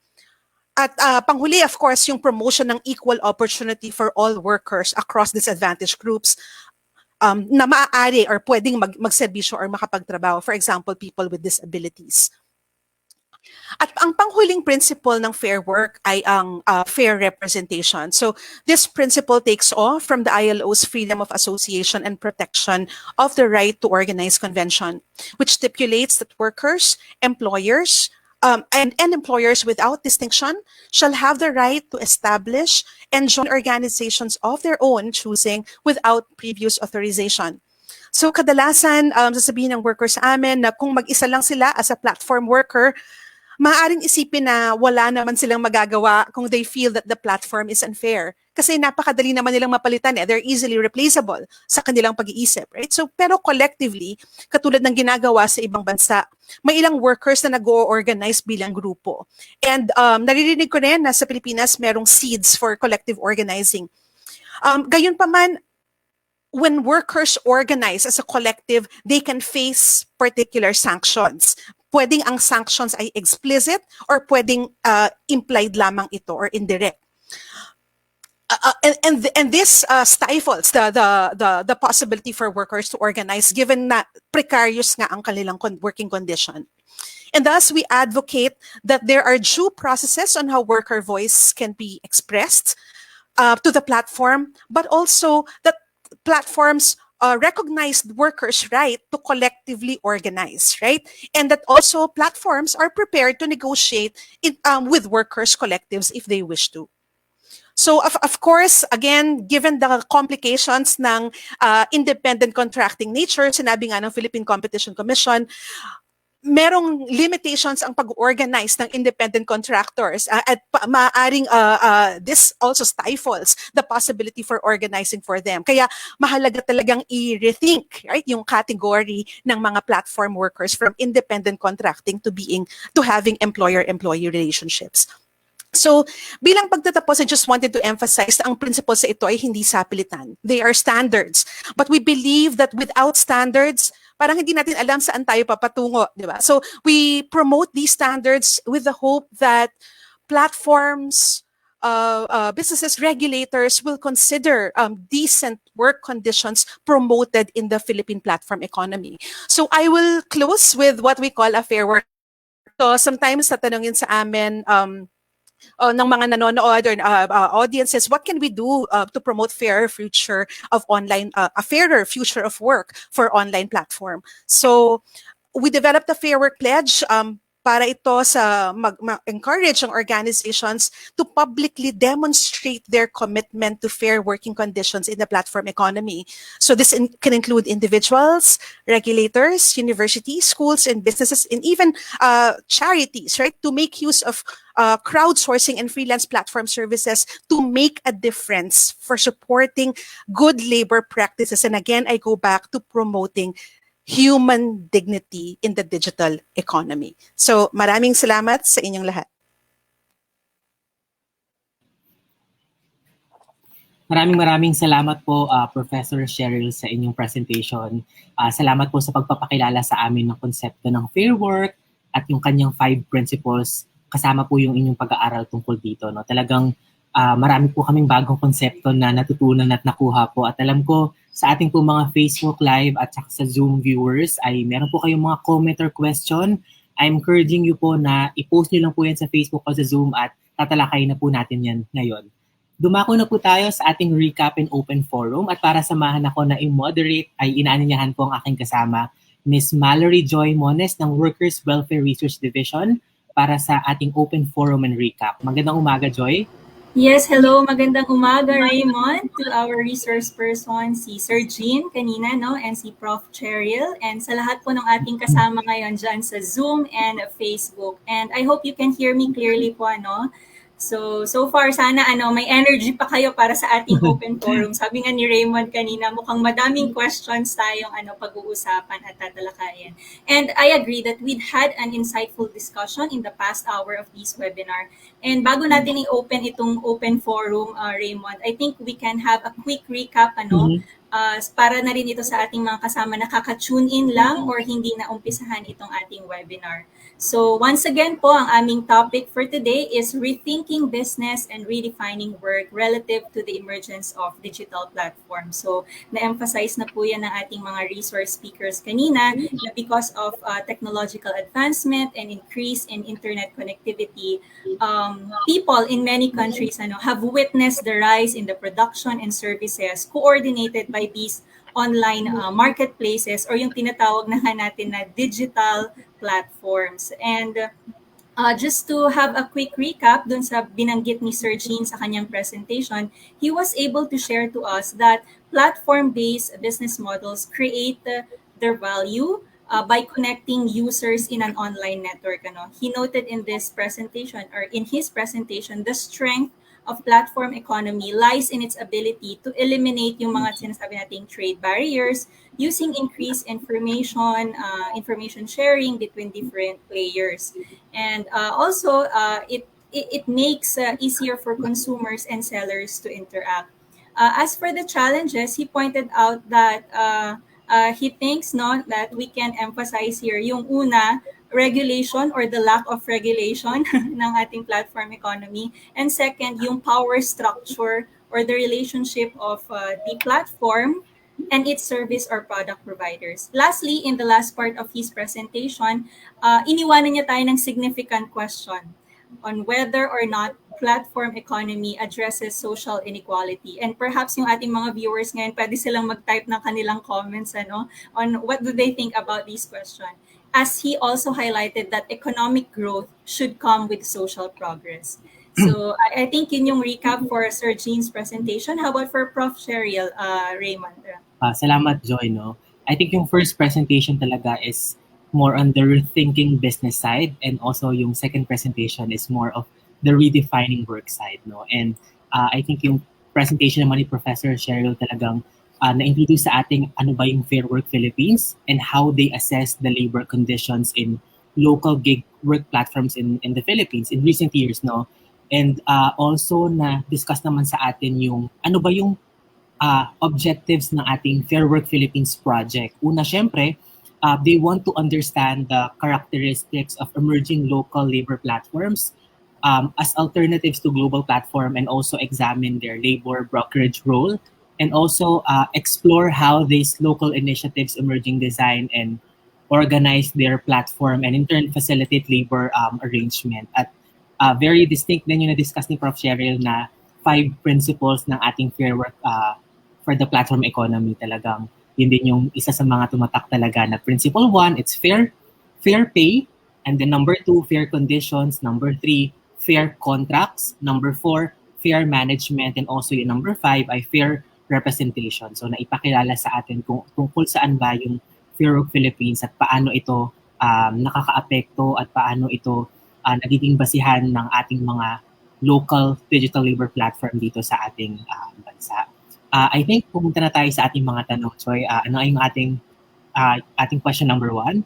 Oo nga, Raymond. Dami ko nakikita dito, pero siguro unahin na natin ito kasi itong question na nakita ko, I think, napahapyawan din kanina, but perhaps in this discussion, our resource persons can share to us more of their thoughts. So ito po, may nagtanong, do you think that platform work calls for another category of workers? So siguro po kahit si Sir Jean ang mauna or si Prof. Cheryl po.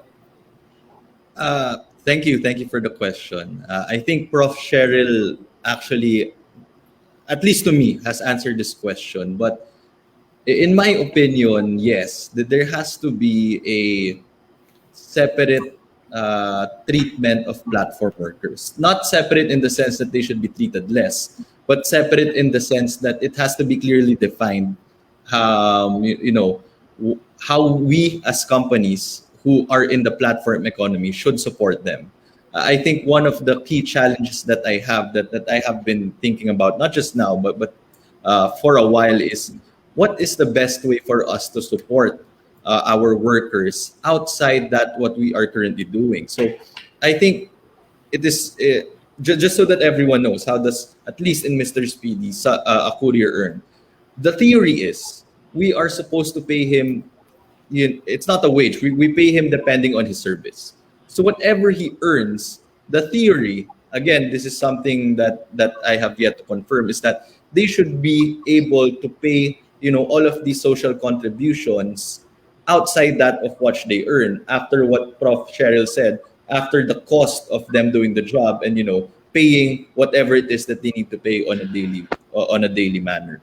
So in a sense, as much as I want to support them, it is difficult for me right now to see what type of infrastructure is best, given that we are trying to balance the growth of the company and the continued influx and inconsistency, I would say, in that who is my type of worker?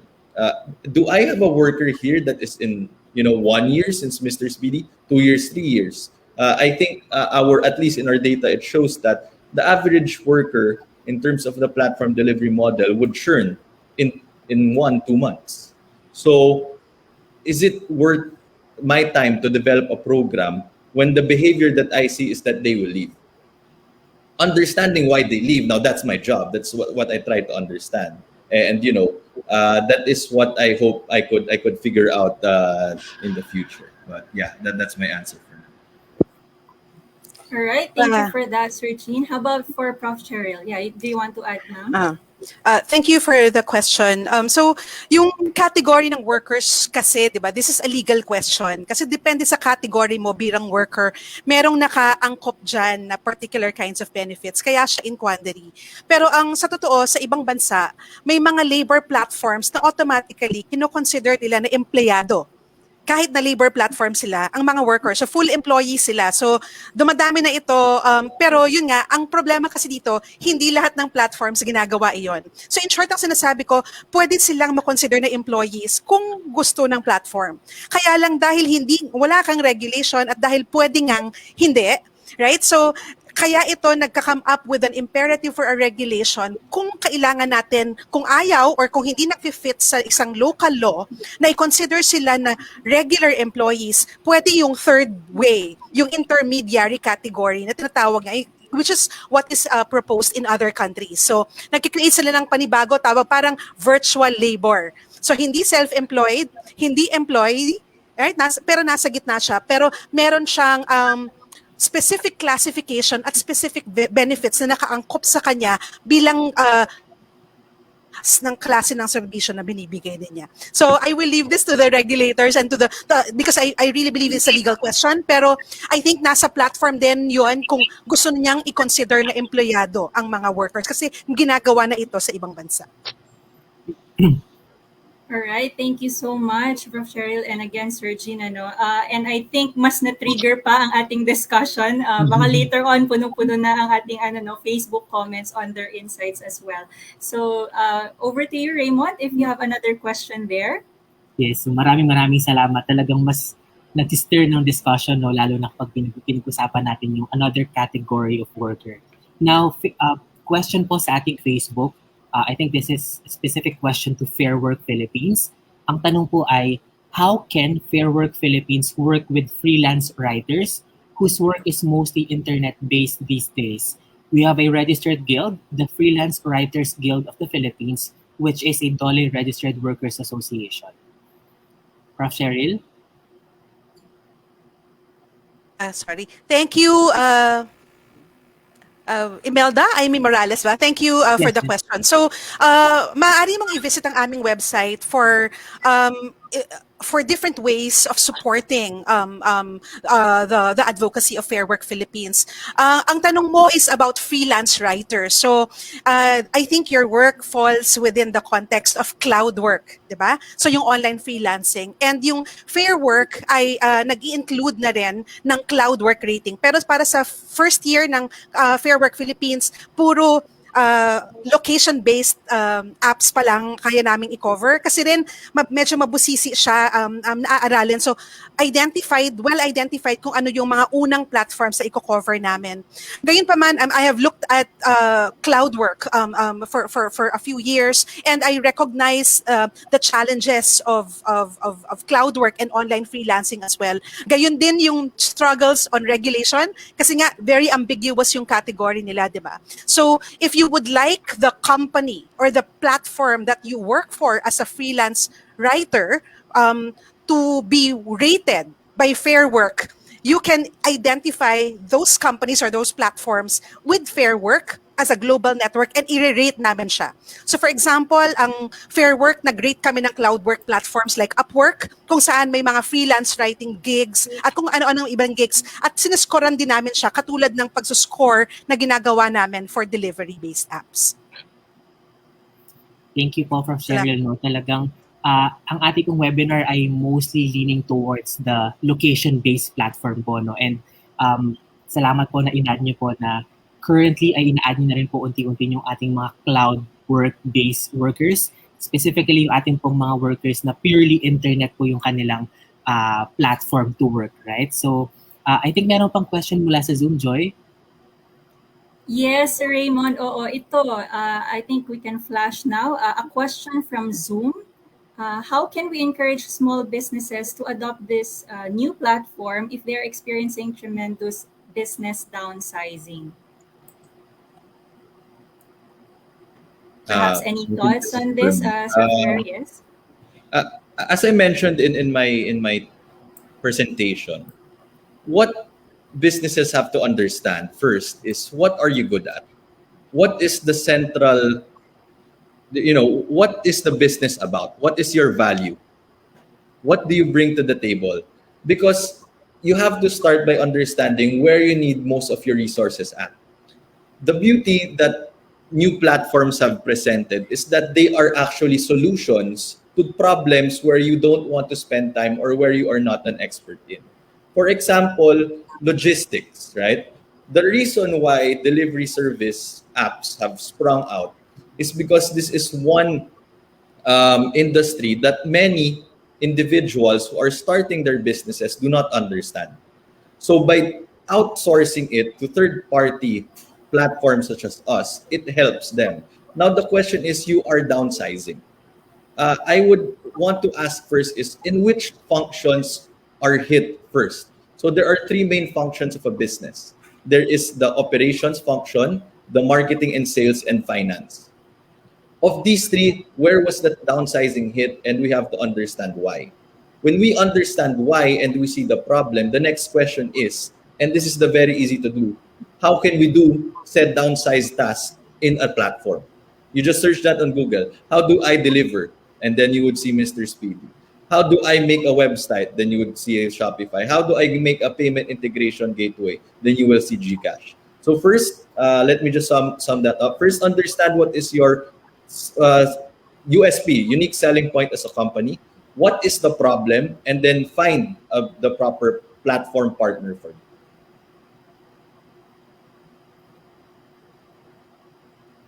I hope that Yeah. How about from your end, Raymond? Meron bang follow-up question when it comes to supporting small businesses? I think meron tayong, I think somehow related na question from Zoom, no? This is the question, babasahin ko. Can the platform define competency standards needed by platform workers to make both businesses and the workers become more efficient and productive? I think more on dun sa competency standards ng platform workers, both doon sa business and then the worker side po. I think maybe I'd like to hear also Prof. Cheryl's answer to this. Yes, po, Prof.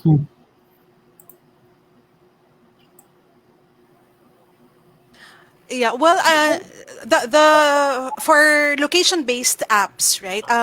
Some of the platforms do promote training, so clear mechanisms by which they can identify the basic skills requirements for the kinds of work that they will be doing. Pero katulad nga ng sinabi ko, merong ibang platforms na sige lang, no, tatanggap ng worker kahit na walang training pinagmuna. So, but the in the context of location-based work, katulad ng delivery, kailangan mong masigurado na alam niya yung traffic rules, alam niya paano protektahan ng sarili niya, especially in the context of the pandemic. So, these are basic things. Iba-iba yung skills in the context of cloud work, right? So, sa context ng cloud work, yung mga freelancers, merong mga worker associations and also the platforms themselves identify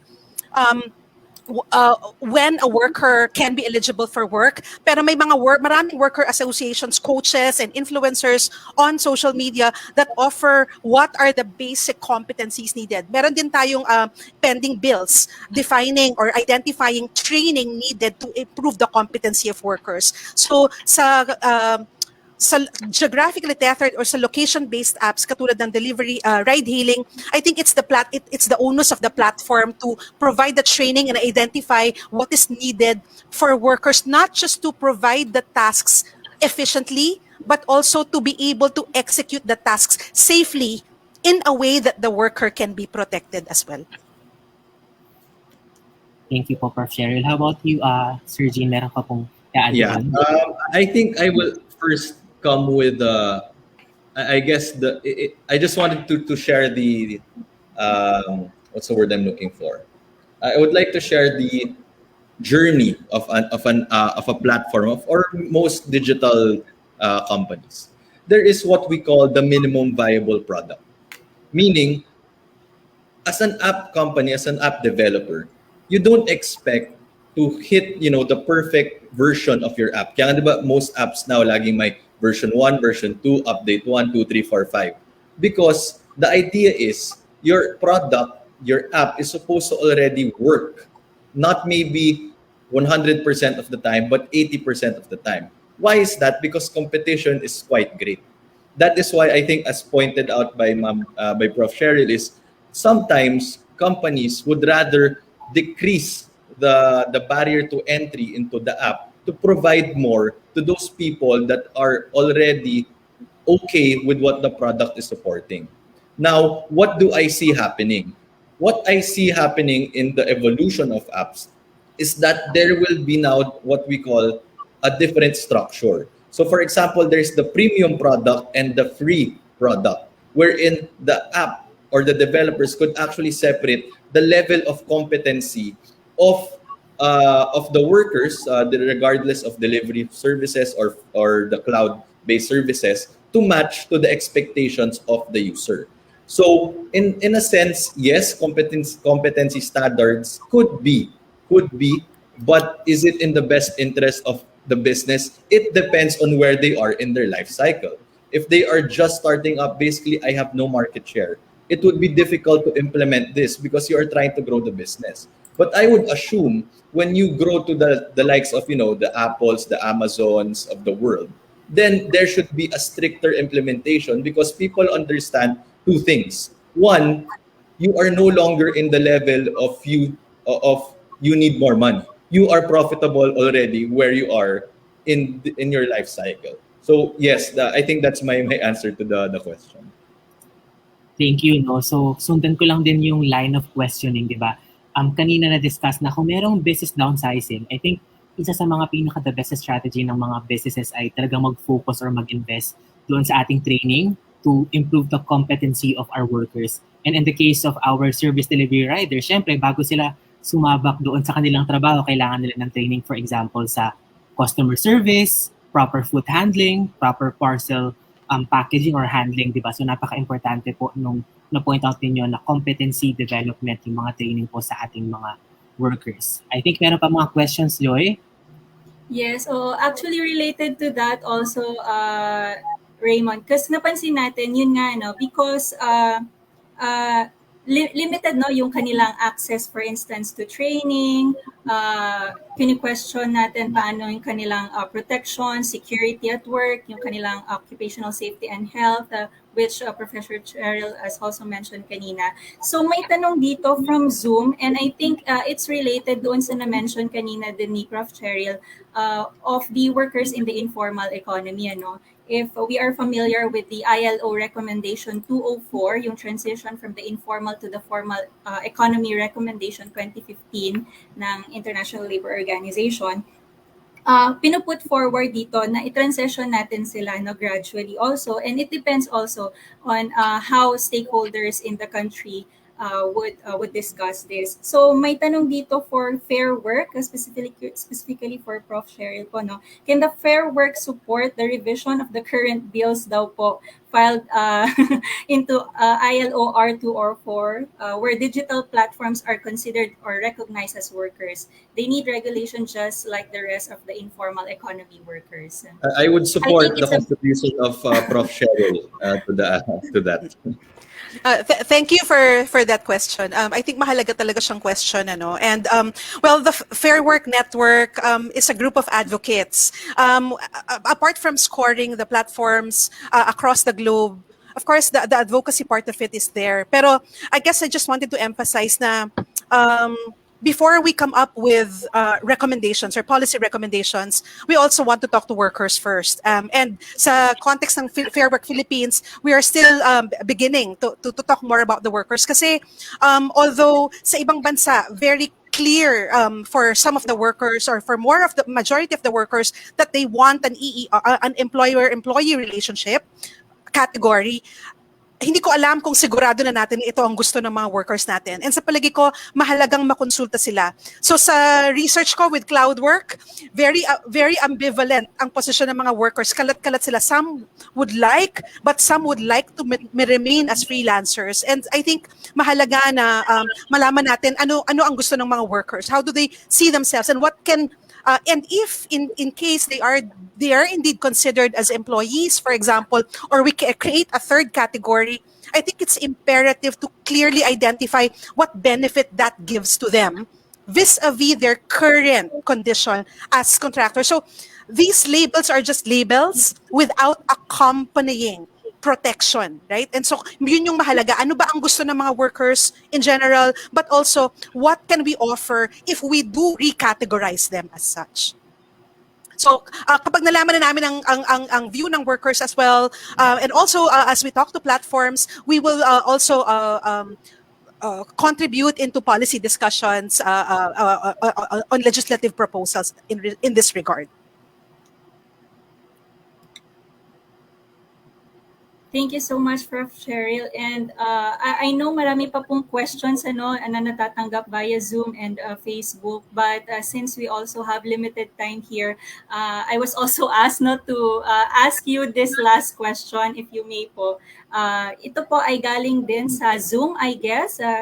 How will platforms affect the workers specifically or especially on the hazards like delivering, road accidents, and like? Is there any additional insurance or hazard pay for workers? I think they're asking for more concrete answers, especially that we have here Mr. Jean, and nakita naman natin that in different countries also, apparent kasi yung mga ganitong situations na hindi na-address kasi nga hindi rin clear kung ano yung pananagutan or sino yung mananagot. So maybe you can share to us insights and maybe other country experiences also for Prof. Cheryl. All right. I think this one I can answer quite quickly, and probably this is not the answer that you would like to hear. And this is the answer that Prof. Cheryl has emphasized. There is no standard. It is the call of the platform. It's my call, the company's call is different from another platform's call. Now, I can answer on behalf of Mr. Speedy. What we have done are two things. We have created, I think, as you've seen in the video, our own program to support accidents of our couriers. So what they do is they just message us, I was in an accident, and we have already standardized this. So in a form, we have made our own insurance indemnity program for them that they don't need to pay for. The second thing that we did is we found partners that can provide good premiums at affordable rates. One of our partners actually is very affordable. In fact, that courier can get a 1-year 1-year insurance fee premium for just 1 peso a day. They can double the premium at 2 pesos a day. So that is what we did in Mr. Speedy, but I cannot talk about what other platforms are doing. Would it be good if it was standardized? Definitely. I think that is also a question that should be posed not just to the platform economy, but to the entire business community in the Philippines as well. I am quite young. I'm 29 years old. And that is one thing that I think differentiates the economy of the Philippines to how I see the economy of other countries. We are an economy, we are a business that approaches things from a compliance perspective. Meaning, this is what's written in the law, therefore I guess this is my minimum compliance. What do I want and what do I see Ms. Cheryl, Prof. Cheryl and Fair Work does is that we have to understand from the business perspective that these are outdated. The labor code, as mentioned by ASEC, 47 years old. And we are what? We are now probably in the third, fourth disruption of economic models, and it hasn't progressed. So in a way, it's a call to myself and to other businesses there that we should change this perspective, because as long as traditional businesses follow this model of looking at business from a compliance perspective, there is no incentive for young businesses, new entrepreneurs, to push the envelope and help restructure and forward social progress and address social inequality. So maraming salamat, Sir Jean, for that answer. No, I think just to close this, I think one last question to Professor Cheryl. Do you think that digital labor platforms can create fair competition and decent jobs? For example, including the promotion of social dialogues among our workers in that platform po? My quick answer is yes. And we have seen this happening in other countries. So, yun nga yung, I guess, tension or dilemma. Because many of the platforms, as I mentioned, are also startups, right? And in a lot of ways, they also support the economy, especially in the context of the pandemic. They have created work for a lot of people who have lost work.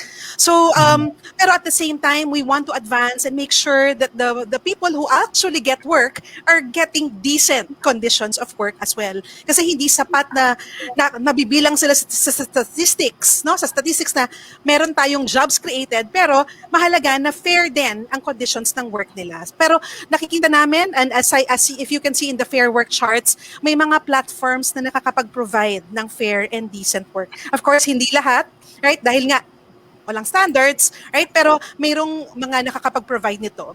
So I wanted to offer a quick response dun sa tanong kanina. So I guess I'll just mention ano yung possibilities. So some platforms provide for workers na nakakapag-meet at least 3 months na sa platform. They offer automatically accident insurance and also health insurance kung sila ay magkasakit. Sa ibang bansa, katulad ng India, meron silang motor vehicle law, hindi siya labor law, pero motor vehicle law na nililimitahan kung ilang oras lang pwedeng pumasadang isang rider. Dito wala di ba? So ibig sabihin, kahit lagpas siya, pwede. So may mga ganong klaseng initiatives, mahalagang maaral natin kung ano yung mga good practices na ginagawa given the restrictions ng platform economy as well. Okay po, maraming salamat po, Prof. Cheryl, for that answer. No? I think at this point, pwede po makahingi kami sa ating mga speakers ng any closing message or any opportunities that you'd like to share sa ating pong mga viewers, also where they can find you, or kung gusto nila kayong invite in future mga seminars or webinars din po. I think we'll start with Sir Jean. Okay. So actually, I'm most easy to reach on YouTube. So I have a channel. So I think one of the things I'm trying to discover and discuss is how do I help, more people understand financial talks, financial literacy. I think when we talk about finances, it's somehow taboo, even at times in your own family, to discuss this. And I think that leads to many people falling in that recurring trap of not having a plan on how to get out, and it becomes an intergeneration problem for families because they don't know how to move from one social class to the next. And that the channel is Jean F. Law. I'm also on Instagram with the same name. And of course, in Mr. Speedy, I like hearing feedback from our workers, from our couriers, or our katropas. I like seeing that Raymond reached out to me and shared with me some information that ILS has seen. I love that Fairworks has all of this information, because I think what is one thing that tech companies are good at is that we are good at making data-driven decisions. So the fact that if I saw maybe in a year's time that Mr. Speedy is doing poorly in this Fairworks category, categorical analysis of our company, then it will demand change. So what I hope we could do after this seminar is we continue building the honesty and working together in this industry. So with that, thank you very much. And I'd love to be part of more forums like this. I learned so much, Prof. Cheryl, so much. Thank you so much. Salamat po, Yeah. Prof. Sherry. Yes, thank you so much for this opportunity to be in this conversation. And I think I'll just close with a note that I hope we can find a balance between helping support entrepreneurialism and these startups, labor platforms, while at the same time standing for decent and fair work in the platform economy. We in Fair Work Philippines, we believe that this is possible. We can find a balance between promoting profitable startups and at the same time promoting decent work. I think this is a challenge that all of us will need to sit together and continually discuss given the continuing changes and technological developments as well. So maraming salamat. Please reach me if you have questions, and also please visit the website of Fair Work Philippines or Fair Work Network if you want to know more about Fair Work. Thank you again for this opportunity. Okay, salamat po, Sir Jean and Prof. Cheryl, for giving us new perspective how we rethink business and we redefine work. And also, thank you so much, Joy, for co-moderating our open forum with me. At maraming salamat ulit sa ating mahusay na speakers sa oportunidad po na matuto mula sa inyo at kasama kayo. Now, may we invite our Executive Director, Ama Charisma Lobrin-Satumba, for the acknowledgement of speakers and participants and the awarding of digital certificates to our speakers. Magandang umaga po, Ibicha. Thank you very much, Raymond and Joy. I'd like to thank our speakers, Sir Jean and Professor Che, for your insights. A lot of our colleagues from the Department of Labor and Employment are watching right now, and this will really help us. Your inputs will help us in introducing policies that would not, because we don't want policies that would adversely affect the industry. So thank you for your insights. Allow me to read the certificate. Are you going to flash it? Okay. That we will give to Sir Jean and Professor Che. The certificate of appreciation is given to Mr. Jean Angelo Ferrer, Country Manager, Mr. Speedy Philippines, for sharing his knowledge and expertise as resource speaker during the online policy advocacy event, Digital Platforms, Rethinking Business and Redefining Work, held on June 29, 2021. So again, thank you very much po, Sir Jean. And for Professor Che, this certificate of appreciation is given to Professor Cheryl Ruth R. Soriano, Principal Investigator, Fair Work Philippines, Professor, Department of Communication, De La Salle University, Manila, for sharing her knowledge and expertise as resource speaker during the online policy advocacy event, Digital Platforms, Rethinking Business and Redefining Work, held on June 29, 2021. Thank you, Prof. Salamat So, po, Ibicha. Raymond, back to you. Yes. Salamat po, Ibicha, for giving the digital certificates to our speaker. Reminder lang po, mangyari lamang po na pakisagutan po natin yung ating event survey na isasend po sa ating email or ipopost po yung ating link sa Zoom or sa ating Facebook Live. Also, we would like to invite you sa aming upcoming webinars, just like our Facebook page at ILS Dole Official. Muli maraming salamat po sa pagpapaunlak ninyo sa aming imbitasyon. Sir Jean and Ma'am Cheryl, mabuhay po kayo sa inyong mga trabahong ginagawa. At para po opisyal na isara ang ating programa ay malagod po nating muling inaanyayahan ng ating Executive Director, Ama Charisma Lobrin-Satumba, para sa kanyang closing message. Okay, thank you, Raymond. The Institute would like to the Institute would like to express our warmest appreciation to all who took time to participate in today's webinar. We are also grateful to ASEC Alex Avila and our distinguished speakers, Mr. Jean Ferrer of Mr. Speedy Philippines and Professor Cheryl Ruth Soriano of Fairwork Philippines and Department of Communication of DLSU Manila. We hope that today's sharing of insights and discussion have enabled us to understand digital labor platforms as it creates new job opportunities while putting at the forefront decent and fair work principles. Today's webinar has provided us a venue for policy discussion regarding platform economy and work.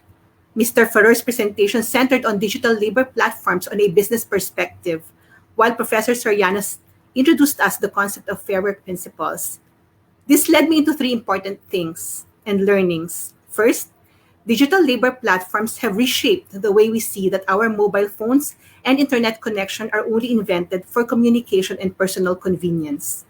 Whatever technological products we possess right now, we should understand that these are not only mere tools, but are essential drivers in the improvement of economic inclusion in the society and in creating decent and productive employment opportunities to all. Second, digital labor platforms provide opportunities of new solutions for companies and workers to offer services and organize work. However, it is important that appropriate protection is ensured to people working in platform work. The benefits of continuous social dialogue and exchange of policy discussions will nourish our learnings to their benefits of diverse forms of work, including working conditions in the platform work. The fair work principles may be one of out-of-the-box responses. It enables us to re-examine conditions of work and how employment relationships are structured.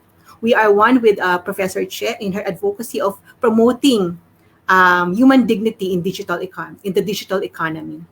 Finally, as many Filipinos turn to platform work for their livelihoods, there is a growing recognition that whatever regulation, enforcement, or compliance, there is a need for a balancing act to ensure protection of workers and at the same time to also protect the interest of fair competition for those businesses. Again, thank you very much for joining us in today's webinar. We look forward to having more meaningful conversations with you in the future. Muli, maraming salamat po at magandang umaga sa ating lahat. Thank you.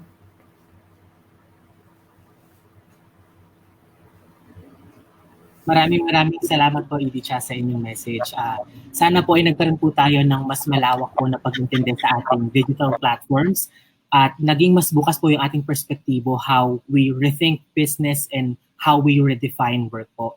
Sana rin po ay patuloy po nating suportahan ng ating mga food and service delivery businesses at ang ating po mga delivery riders na tinuturing po natin ngayon na modern heroes on two wheels. Let us all take and call for actions to make sure that this business ecosystem will sustainably and strategically thrive. On behalf of the Institute for Labor Studies and Department of Labor and Employment, we do appreciate your interest po sa aming very timely at relevant discussion this morning on digital platform as a business model and strategy and the characteristics of work it entails. Maraming salamat po at magkita-kita po muli tayo sa ating mga upcoming webinars. Muli, magandang umaga po sa inyong lahat.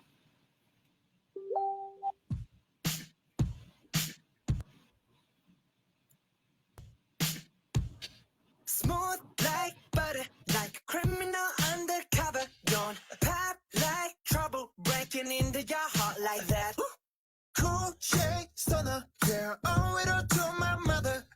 Hot like summer, yeah, I'm making you sweat like that. Break it down.